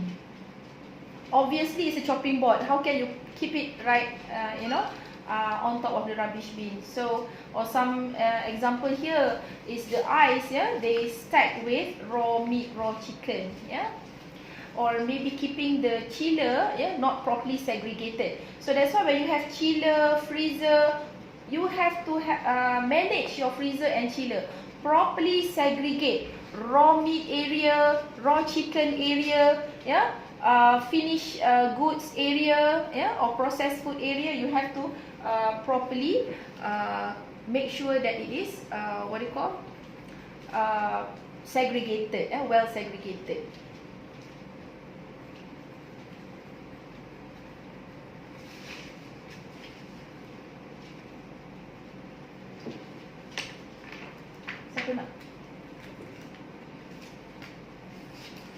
Okay, so the food must be prepared prior to the consumption. You cannot prepare the food too far in advance. I think for instance, like right now, it's Ramadan, right? It's Ramadan. So many people will sell the food for buka puasa, for the breaking fast, okay? So what happens, some vendors, they cook it pretty early, very early, in the morning sometimes. But the food is going to be consumed at about 7:30, right? So why do you want to cook it very early? Because this will make the food spoils very easily, okay? And then do not reheat the food too many times, okay? Too many times, reheating the food will cause the spoilage of the food. And then when you cook the food, make sure there be no area which is undercooked, okay? The egg must be completely cooked, the chicken must also be completely cooked, the meat must also be completely cooked, okay? So this comes the question.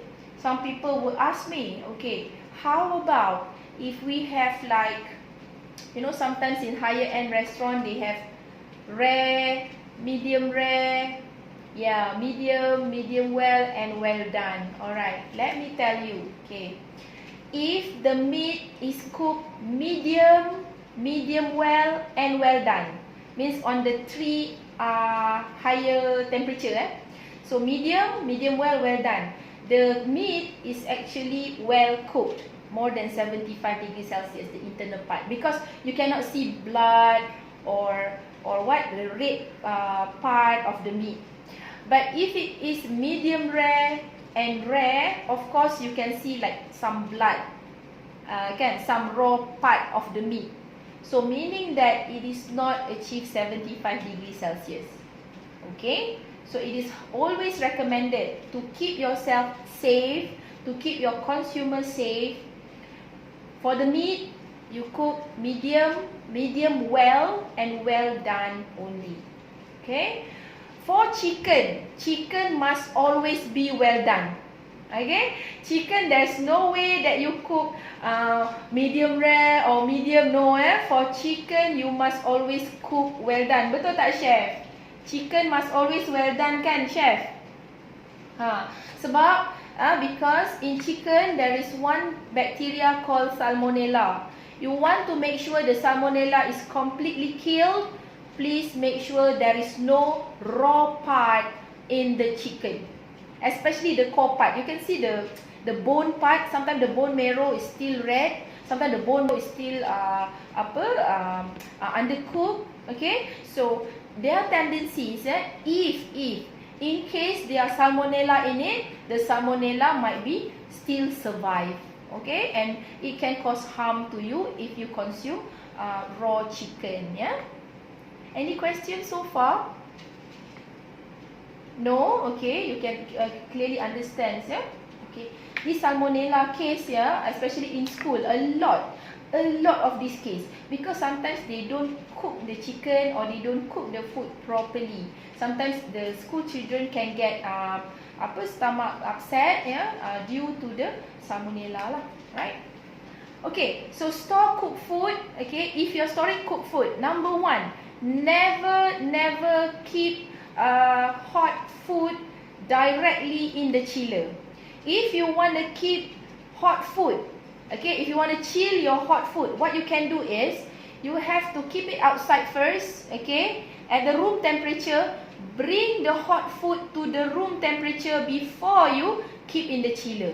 This is very important. Okay, why do you think it's very important not to keep hot food directly in the chiller? What do you think? Angelica?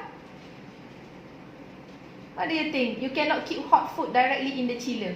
Let's say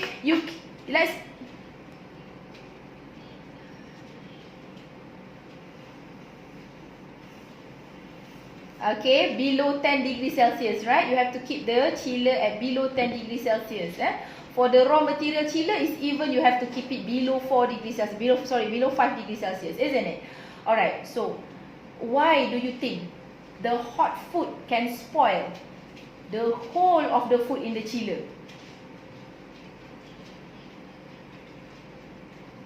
Yes, it will change immediately the temperature inside the chiller. Can you imagine if you have one big pot of, let's say, a vanilla sauce, a vanilla pudding, for instance. So your customer keep calling, okay, where can I get my vanilla pudding? Where can I get? So you immediately, after you cook, immediately you keep it in the chiller. It is not just risking the vanilla pudding. It is risking the rest of the food in the chiller. Why? Because when you keep hot food in the chiller, it will rise the temperature up very quickly. Okay, very quickly the temperature will rise up. So the risk is now not just for the hot food, but also the rest of the food you keep in the chiller, because the air temperature in the chiller will immediately raise up by this hot food. Okay, and second, okay, why it is not appropriate for you to keep hot food in the chiller is because it will cause formation of what we call the collision of hot and cold air will have a formation of water droplets. Okay, water droplets, or what we call as condensation. Have you ever seen condensation in the chiller? Sometimes these water droplets at the top part of your chiller, and then when the water droplets dripped, okay, it will contaminate the rest of the food product. Okay, so if in case in the water droplets there are microorganisms, immediately your food is at risk. Okay, so whenever you want to cook food, be sure that they are well covered. Okay, well covered, and then only you keep it in the chiller, and the temperature has been brought down to room temperature. Alright, okay, let's look at this slide. Packing of food. Okay, what kind of packaging is suitable for packing food? What kind of packaging material suitable for packing food? Plastic. Wow, that's too general actually. It's correct, but it's not precise yet, your answer. Anyway, thank you. Anyone wants to try? What kind of packaging material? Tupperware, plastic. You also have brown bag. Sometimes you have waxed paper, right? Okay. The packaging material number 1 must be food grade. Okay, how do you know the food grade? Okay, if you buy packaging material, okay, there's a logo like a fork and spoon. Sometimes the logo like a globe glass. Okay, it is the logo of grade packaging material. Okay, it must be of food grade, because if you buy just any other plastic, I take for instance, plastic that contains vinyl chloride monomer like PVC is not suitable for packing food. Okay, if you pack food like hot food for instance, you can pack. Okay, if you buy the packaging material, the logo is PP. PP means polypropylene. Okay, then you can pack the food. PP material, you can also pack in HDPE. Have you ever heard of HDPE? Okay, maybe after this you might want to look at the packaging material label. HDPE means high density polyethylene. High density polyethylene. Okay, you can keep it in this kind of packaging. There is also low density polyethylene, but if you use LDPE, it's not so suitable for packing hot food. Hot food is always in the HDPE, high density polyethylene, your Tupperware, like sometimes it's stated microwavable. You can read there from the packaging material. It says microwavable. Okay, alright. So if you look at this picture, okay, you cannot pack your food in newspaper. If you want to use paper packaging, you can use the brown food grade paper. You know the brown food grade paper, right? Sometimes it's a wax paper, then it's okay. Sometimes it's white tapi dia memang food grade lah, food grade paper, but not newspaper. Okay, why? Why newspaper is very very toxic? Why? The ink and the material itself.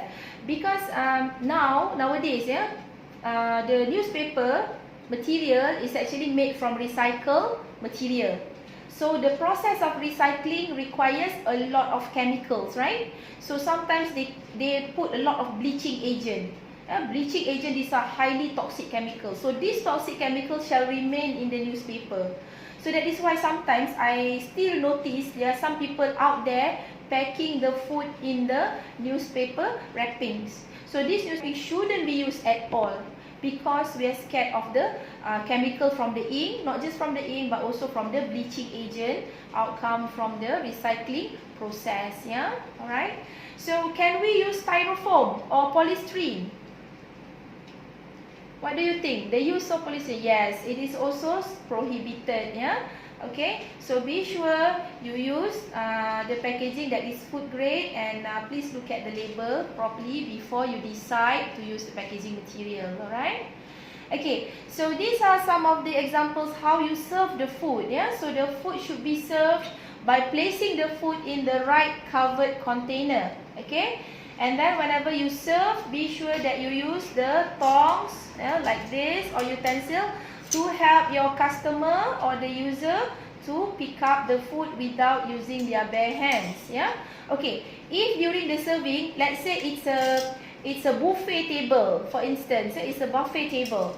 So if it's a buffet table, what you can do is you have the serving ladle or you have the serving tongs placed in a small plate outside the serving dish. Okay. This is normally for buffet table. You cannot maintain the serving spoon or serving tongs in the serving dish, because this will increase the risk of having cross-contamination, because people have this part, isn't it? This part. So sometimes it accidentally fall into the serving dish. So it will contaminate the rest of the food in the serving dish. So if you are serving, be sure that serving tongs and serving ladle placed in a small plate outside the serving dish. Alright? Okay. Okay, next. Okay, look at this.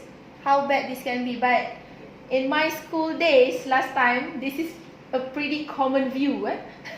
Where the food... I don't know about your school. How about your school? I hope Montessori is not having this. Montessori school. Yeah, please don't do this. Why? Because if you have like these stacked plates, you stack the plates on top of one another, you may have contaminated part of the bottom of the plates, contaminating the food, underneath them. So this is pretty bad. Where else can you see this? Chef Iswandi, ada nampak dekat kedai roti canai tak? Macam ni dia petindih-tindih ni. Sometimes kantin. Sometimes bila you pergi kedai roti canai kan, you ordered the roti canai. So when the roti canai come, Angelica, have you tried roti canai? You are in Malaysia for how long already? 5 years. Oh, roti sardine. Okay. Sometimes when they want to serve you roti canai, they put the kuah, the gravy in the plate, and then they place directly on top of your roti canai, isn't it? Have you? Okay. So the tips here, okay, because we are not going to practice this, right? No, it's strictly not to be practiced. But if you are eating outside, like myself, I also love roti canai. Whenever I go to the restaurant, I started ordering. I normally observe first. Is the seller, handling the roti canai by putting the piring of the gravy on top of roti canai. If they place that like that, what I will order roti banjir. You know roti banjir? They have to put the kuah or the gravy, yes, together with the roti canai. So he or she will not be contaminating my roti canai. That's what I will do. Okay, but please, as a good food handler, we are not going to contaminate the food by stacking the plates on top food. And you can see from this picture also, this guy is handling the teh tarik, one of also Malaysian favorite dish. This is not teh tarik, this is teh jari. You can see the finger, the finger in the glass. It's really disgusting view. It's really disgusting. So do not do that. And sometimes I can see like people, you know, when they like assembling things, they handle the food with their bare hands. So it's really what do you call? It's really unappetizing to see this. Yeah. So do not do this. All right. So don't leave the food uncovered. Whenever you serve the food, whenever there's no people taking the food, always cover them, yeah, to make sure they are not contaminated with flies. Alright? Okay, so if you look at this picture in this slide, this is some of this example of transportation of food.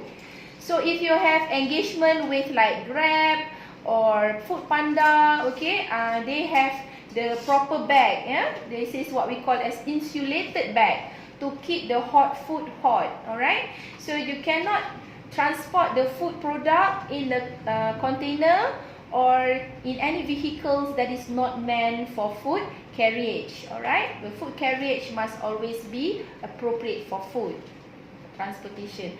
Okay, we have come to the end of section 3. Any questions so far? Any question? No? Alright, okay. So as a conclusion, I think we know how to select the best raw material for food prior to preparing, okay? And then how to properly handle the food or correct way of handling the food. And I also did explain, yeah, how to handle or prepare food in clean and safe manner. Alright? Okay. To further test your knowledge on this, I think Cik Atira sudah send, have you already sent the quiz? The second quiz? Alright, send already. So, all the best for your second quiz.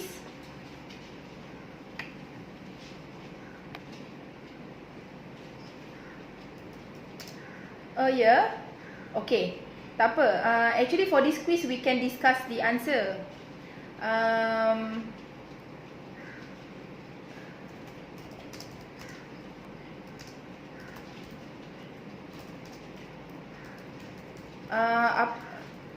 Nyah beku. Apa dia? Nyah beku? Oh, ya ke?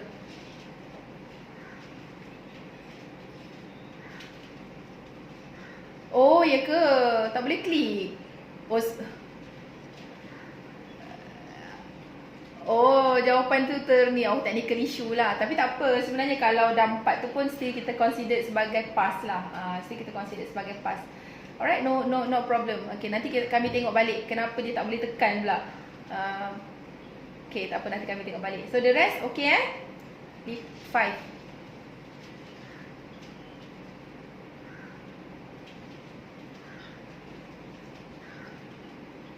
Oh, I see. So Miss Ranisha also so the what do you call that?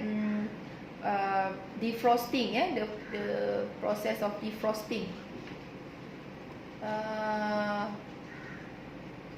Apa soalan dia, Tira? Cuba Tira bacakan tadi.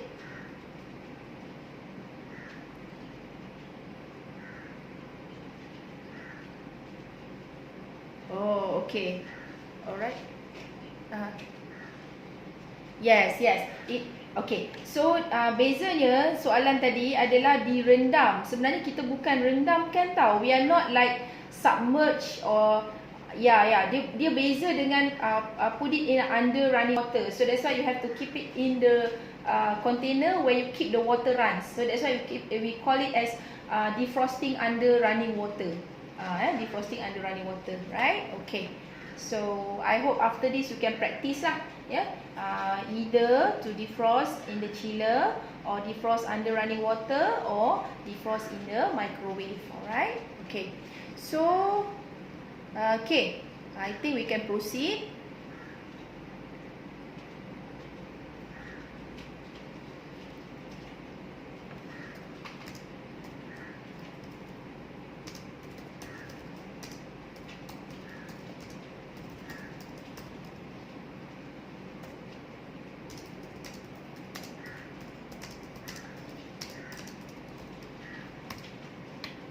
Okay, for section number 4, yeah, the topic for this section is basically on the critical factors of food poisoning.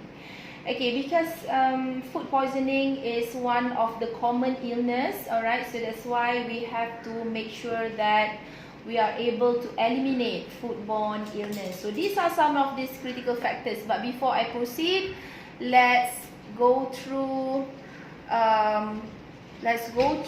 some of the cases of foodborne diseases illness. Okay, some of the foodborne diseases illness in Malaysia. Alright.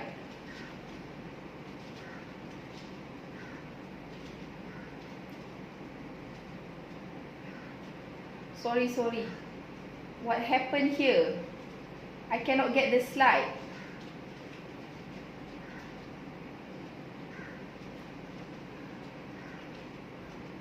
Can you all see the slide? Oh, you all can still see the slide. Alright. Okay.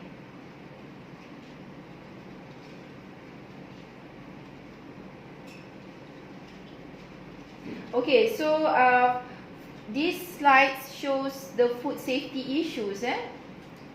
The food safety issues in Malaysia. If you can see, the first slide is on news on the dates, contaminated with pest. Alright, contaminated with pest.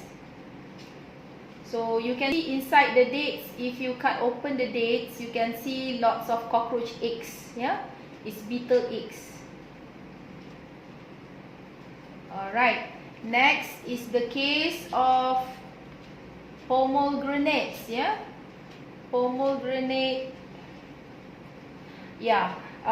The product, issues on import of frozen pomegranate, which has been contaminated with virus hepatitis. This happened in Australia. This happens in Australia. And then next, I think you have remembered this case. Have you remembered this case? It's pretty big in Malaysia. The press release, in June 27. Yeah, this is the sardine containing parasites. So the parasites is actually known as anisakis parasites found in the sardine can. So this has called the Ministry of Health to recall few brands. They make press statements on this. Few brands of canned sardines has been recalled. So whenever that's why as a food handler, we also have be aware of the issues pertaining food safety across the globe. So always keep yourself updated with all these food safety news. Okay, in year 2018, to be precise, in 8 October 2018, there are cases of 2 deaths from consuming contaminated laksa. So this is where we have death cases of food poisoning due to food poisoning back in year 2018. So in July, mind the typo error. It is in July 2019. It's not 2020. 2019.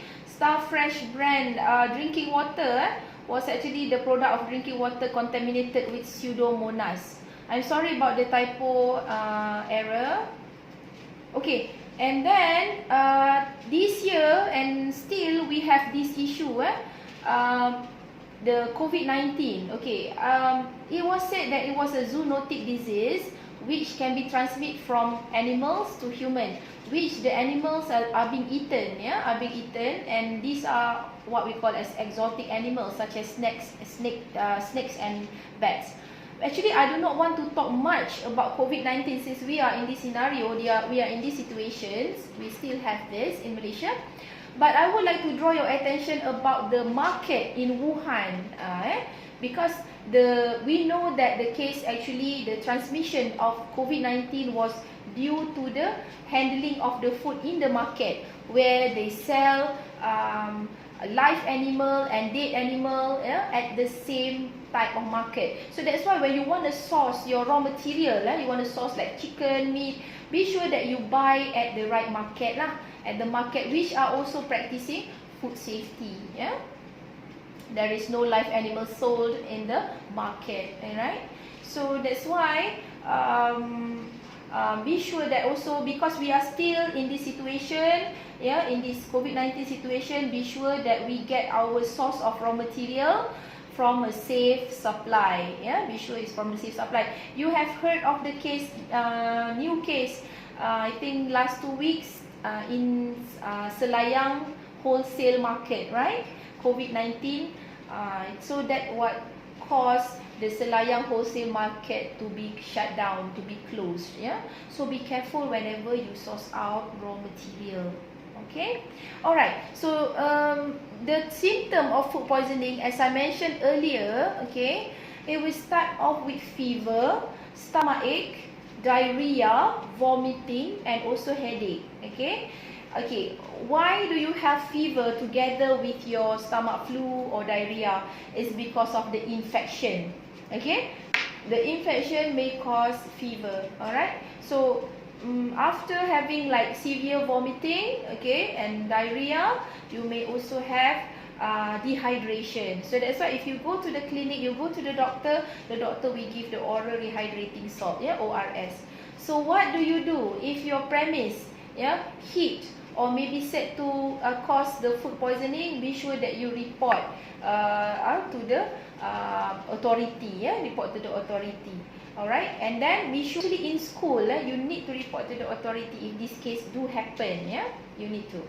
And furthermore, you need to investigate what are the cause of this food poisoning, yeah, what are the cause of this food poisoning. It may be food from your vendor, it may be from the food you prepare. So please do investigation, yeah.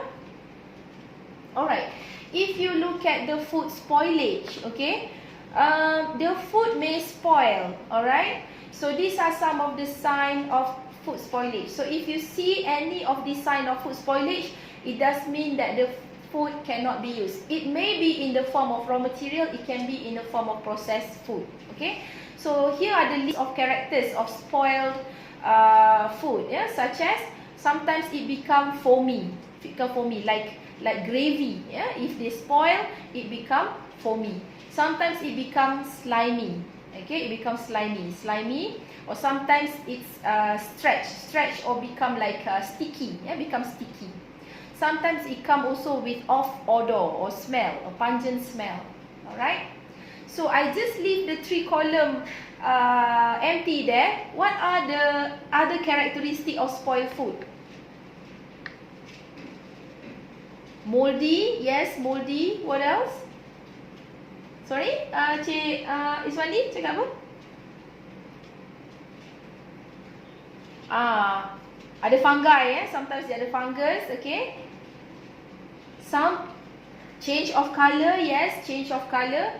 Like milk, easily, it's white, but sometimes after it's spoiled, it become yellowish, yeah. Sometimes it become yellowish or brownish, okay. And sometimes it become curd. It curdles, like the milk. Yes, the texture change. It curdles.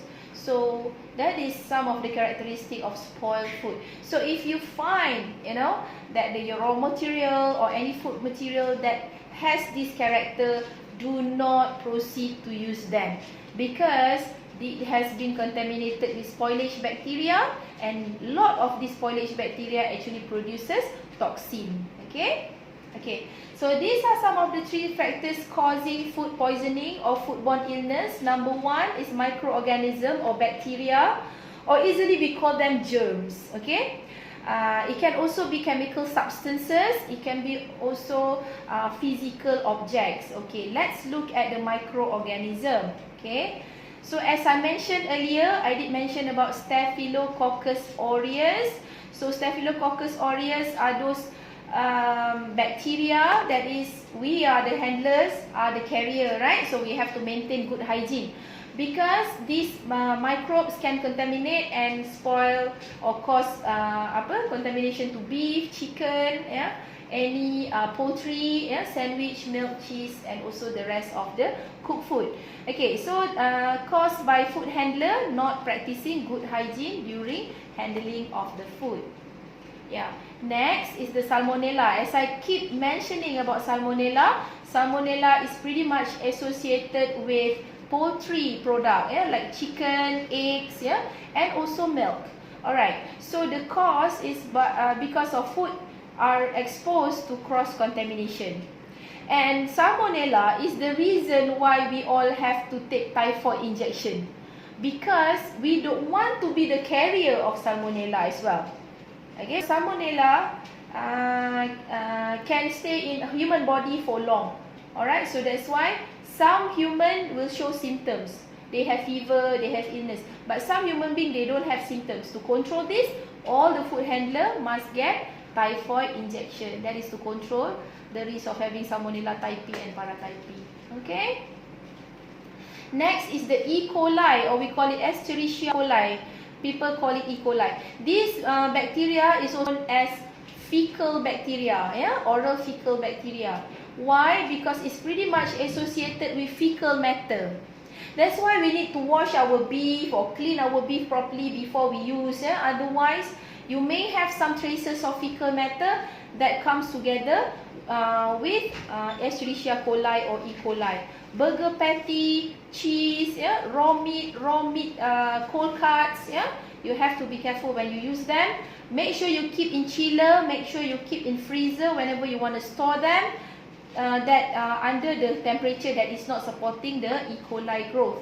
Okay, so make sure your meat and chicken are well cooked, because the cause of E. coli is always undercooked and contaminated food. That's why you need to cook them properly. Okay, next, this one I also mentioned just now, the Vibrio. Vibrio is the bacteria, or Vibrio is the bacteria that always comes together with dirty water or contaminated water. So that's why we have to be careful. And your kitchen, to as much as possible, you have to keep it dry. Okay, if there are some wet area, make sure the water flows directly into the drain. You shouldn't have like puddle of water in the kitchen, because these are the breeding ground of Vibrio type of bacteria. And a lot of cases of Vibrio is pretty much associated with raw shellfish, or seafood, or contaminated water. Okay, so please be careful. Okay, if you look at chemical substances, I did mention about pesticides. Okay, I did also mention about fertilizers. A lot of fertilizers are nowadays chemical based. So whenever you use vegetables, you use fruits, be sure that you wash them properly, because there might be traces of pesticide on the surface of the vegetables as well as on the fruits. Okay, so if you have like chemical for cleaning, cleaning chemicals, keep it away from your food supplies. Do not keep your pesticides, do not keep your cleaning chemicals together in the area where you keep your food or your dry store. You cannot keep the pesticide or cleaning chemical in the food storage. So be careful with the utensils you're using. I think we discussed this lengthy just now in the packaging of the food. Okay, alright, so if you look at the physical objects, this may also cause injury, foodborne injury we call them. So be sure your food product are free from physical objects. I think earlier I did show some examples of physical objects. Okay, ini sudah tunjuk tadi kan, the steel wool. Okay, do not use this steel wool. Alright, and be sure that whenever you cut, for instance, this one, what do you call that, rubber band. Okay, be careful when you're cutting the rubber band. Sometimes you don't cut properly, the rubber band might fall off and then gets into your food product, right? Okay, so rubber bands, thread, sometimes you have thread, benang, so thread sometimes come together with the packaging material, so be careful when removing the thread. Alright, so at your equipment, machineries, like your what do you call, mixers and everything, all your machineries, sometimes you have to be careful with the screw, with the what do you call that, nails or screw. Okay, be careful, because it might fall off if it's worn out. Okay, if it's not fixed properly onto your machines. Okay, And also, if you have like stapler bullets, be sure that the food product is not packaged with the staplers. Okay, so no stapler bullet. Okay. Okay, also glass and plastic fragments. Must be free from glass and plastic fragments lah. Okay, and also plaster. So whoever food handler wearing or using plaster whenever handling food, please wear glove. Because if you don't wear glove, the plaster will get wet, and after you finish cooking, after you finish handling food, suddenly you realize there's no more plaster on your on your finger. So the plaster might already fall off in the soup. So be careful with the physical objects, yeah? Okay, so I did give examples of this, not touching food with their hands, okay? Or, yeah, let's look at this picture. What's wrong with these people in this picture? No glove at all. Nobody wears glove, right? They are packing biscuit. So obviously biscuits are ready to eat, right? So if you're handling ready to eat food, you must always put on your glove. Okay, look at how they wear their face mask. Look at how they put none. Yes, not proper. None of them are wearing mask properly. Okay, and some of them you can see they are not wearing the head covering properly as well. Okay, so these are bad examples of, you know, food handling. Okay, you must also make sure you reduce the risk of cross-contamination from raw to ready-to-eat product. You can see the chicken and watermelon is not a good companion, right? They are not good partners. Okay, and also cross-contamination from chemical substances to ready-to-eat food. So you can see in this slide, okay, the picture of people frying. I don't know what are they frying. I think they're frying the fries. And right next to it is obviously Clorox. Yes, it's bleach. Okay, chemicals, and also pesticide. Okay, wow, this is like a bomb. He's making a bomb, I guess, because it's the pesticide cannot be kept together. Yeah, any close to the flammable item, it will cause explosion. But we're not talking about explosion here. We're talking about the safety of the food he's cooking, because it's just close by to the chemical. And always remember my story just now when I told you the people is washing their hand, and then what is in the sink. So be careful, because you don't want to cause contamination of chemical to ready to eat food product. Yeah. Okay, and when you cook food, be sure that you do not reheat mixture of leftovers or you mix with the freshly cooked food. Okay, so whatever leftovers cannot be brought forward. What we call is we bring forward leftovers from yesterday's or leftovers from 2 days before and then mix it with the freshly cooked food. No, because it will spoil the fresh food immediately. Yeah, so no mixing of leftovers with fresh cooked food. And when you cook food product, be sure that you defrost it completely before you fry or cook them. Yeah, this is actually to reduce the risk of having undercooked part, yeah, of the food. Okay, we have come to the end of the session. So the conclusion. Okay, what are the critical factors of food poisoning? Anyone wants to try? Critical factors of food poisoning.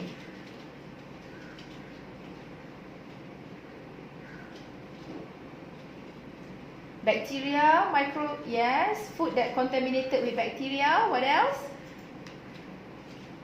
We talk about the 3 contaminants just now. Bacteria, microorganism, that chemicals. Okay, the critical factors of food poisoning may also be contributed by chemicals, cross-contamination risk with chemicals. What else? The other one, physical foreign object. Yes, so if you want to eliminate those factors, please be aware whenever you handle food. Yeah, nowhere in your food preparation area you have physical foreign objects that might contaminate your food product. Nowhere in your food preparation area that you have chemicals that contaminate your food product as well. So maintain or manage your chemicals used in the kitchen, such as cleaning chemicals or any other maintenance chemicals, yeah. And then also you have to make sure the food are stored properly, defrosted properly, handled properly, wear PPE, yeah, proper protective equipment whenever you handle the food. So because these are the critical factors, yeah, that contribute to food poisoning. Okay, so you know what are the action to be taken to control these critical factors, right? Okay, since we have come to the end of section 4, we have our last quiz. Okay, last quiz. I think Miss Atira can send you through your WhatsApp the Google form.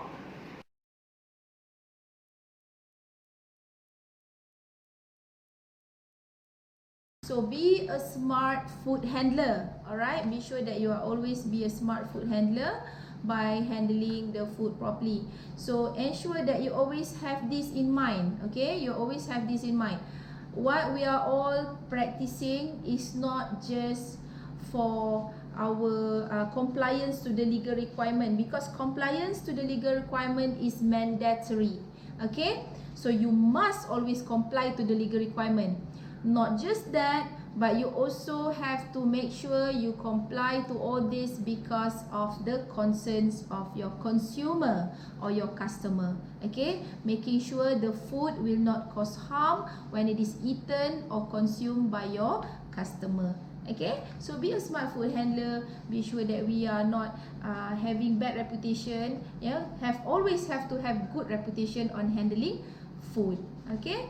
So I think that's about it from me. Okay, now I think we are all ready for the second test, the post test. Alright, thank you for participating. But we have our post test. Cik Atira, can you send them the post test? Okay, done. Alright.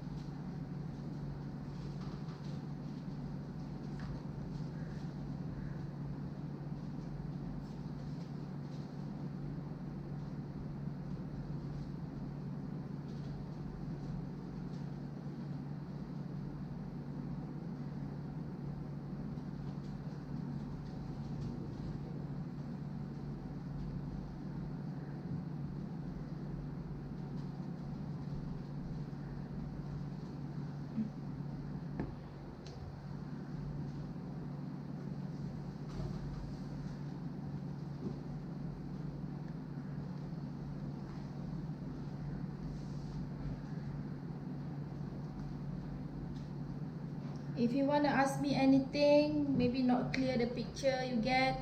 Is it clear? There are 30 questions. You have to answer all the 30 questions.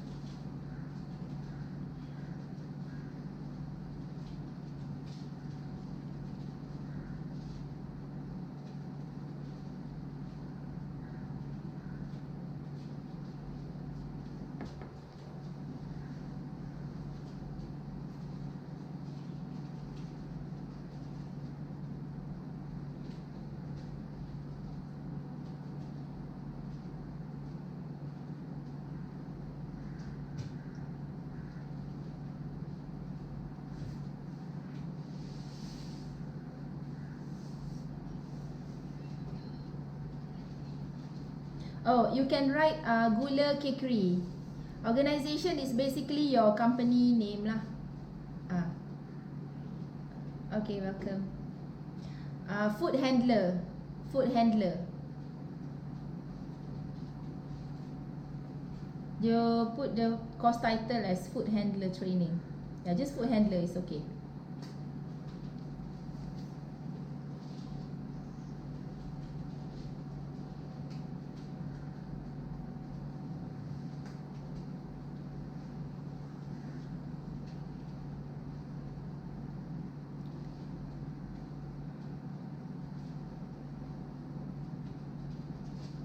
Hello, yeah, Cik Atira, you might want to share. Have you obtained all the answers from all the participants, Cik Atira?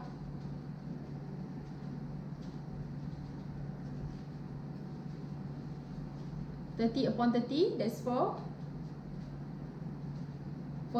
all. Wow, congratulations everybody, congratulations. Well done. All right, clap clap clap. Clap together. All right, so everybody obtained 30/30. It's a good mark, actually full mark, 100%.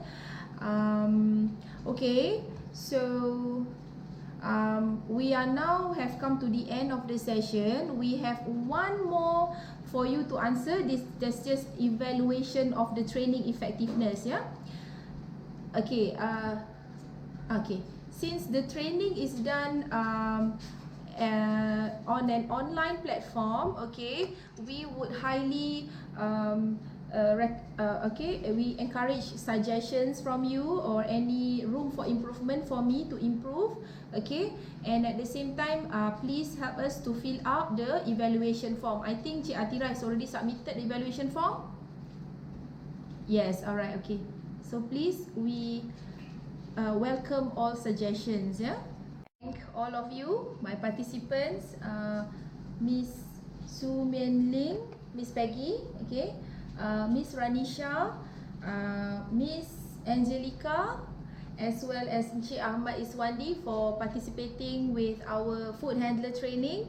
Although the limitation is that the training is conducted online, I hope you enjoy the training, and what's important is you are able to practice, yeah, the food hygiene practices and also the practice that I have already shared with you throughout this training session when you handle the food in your workplace. Alright, so thank you so much for your participation. Till we meet again, bye bye.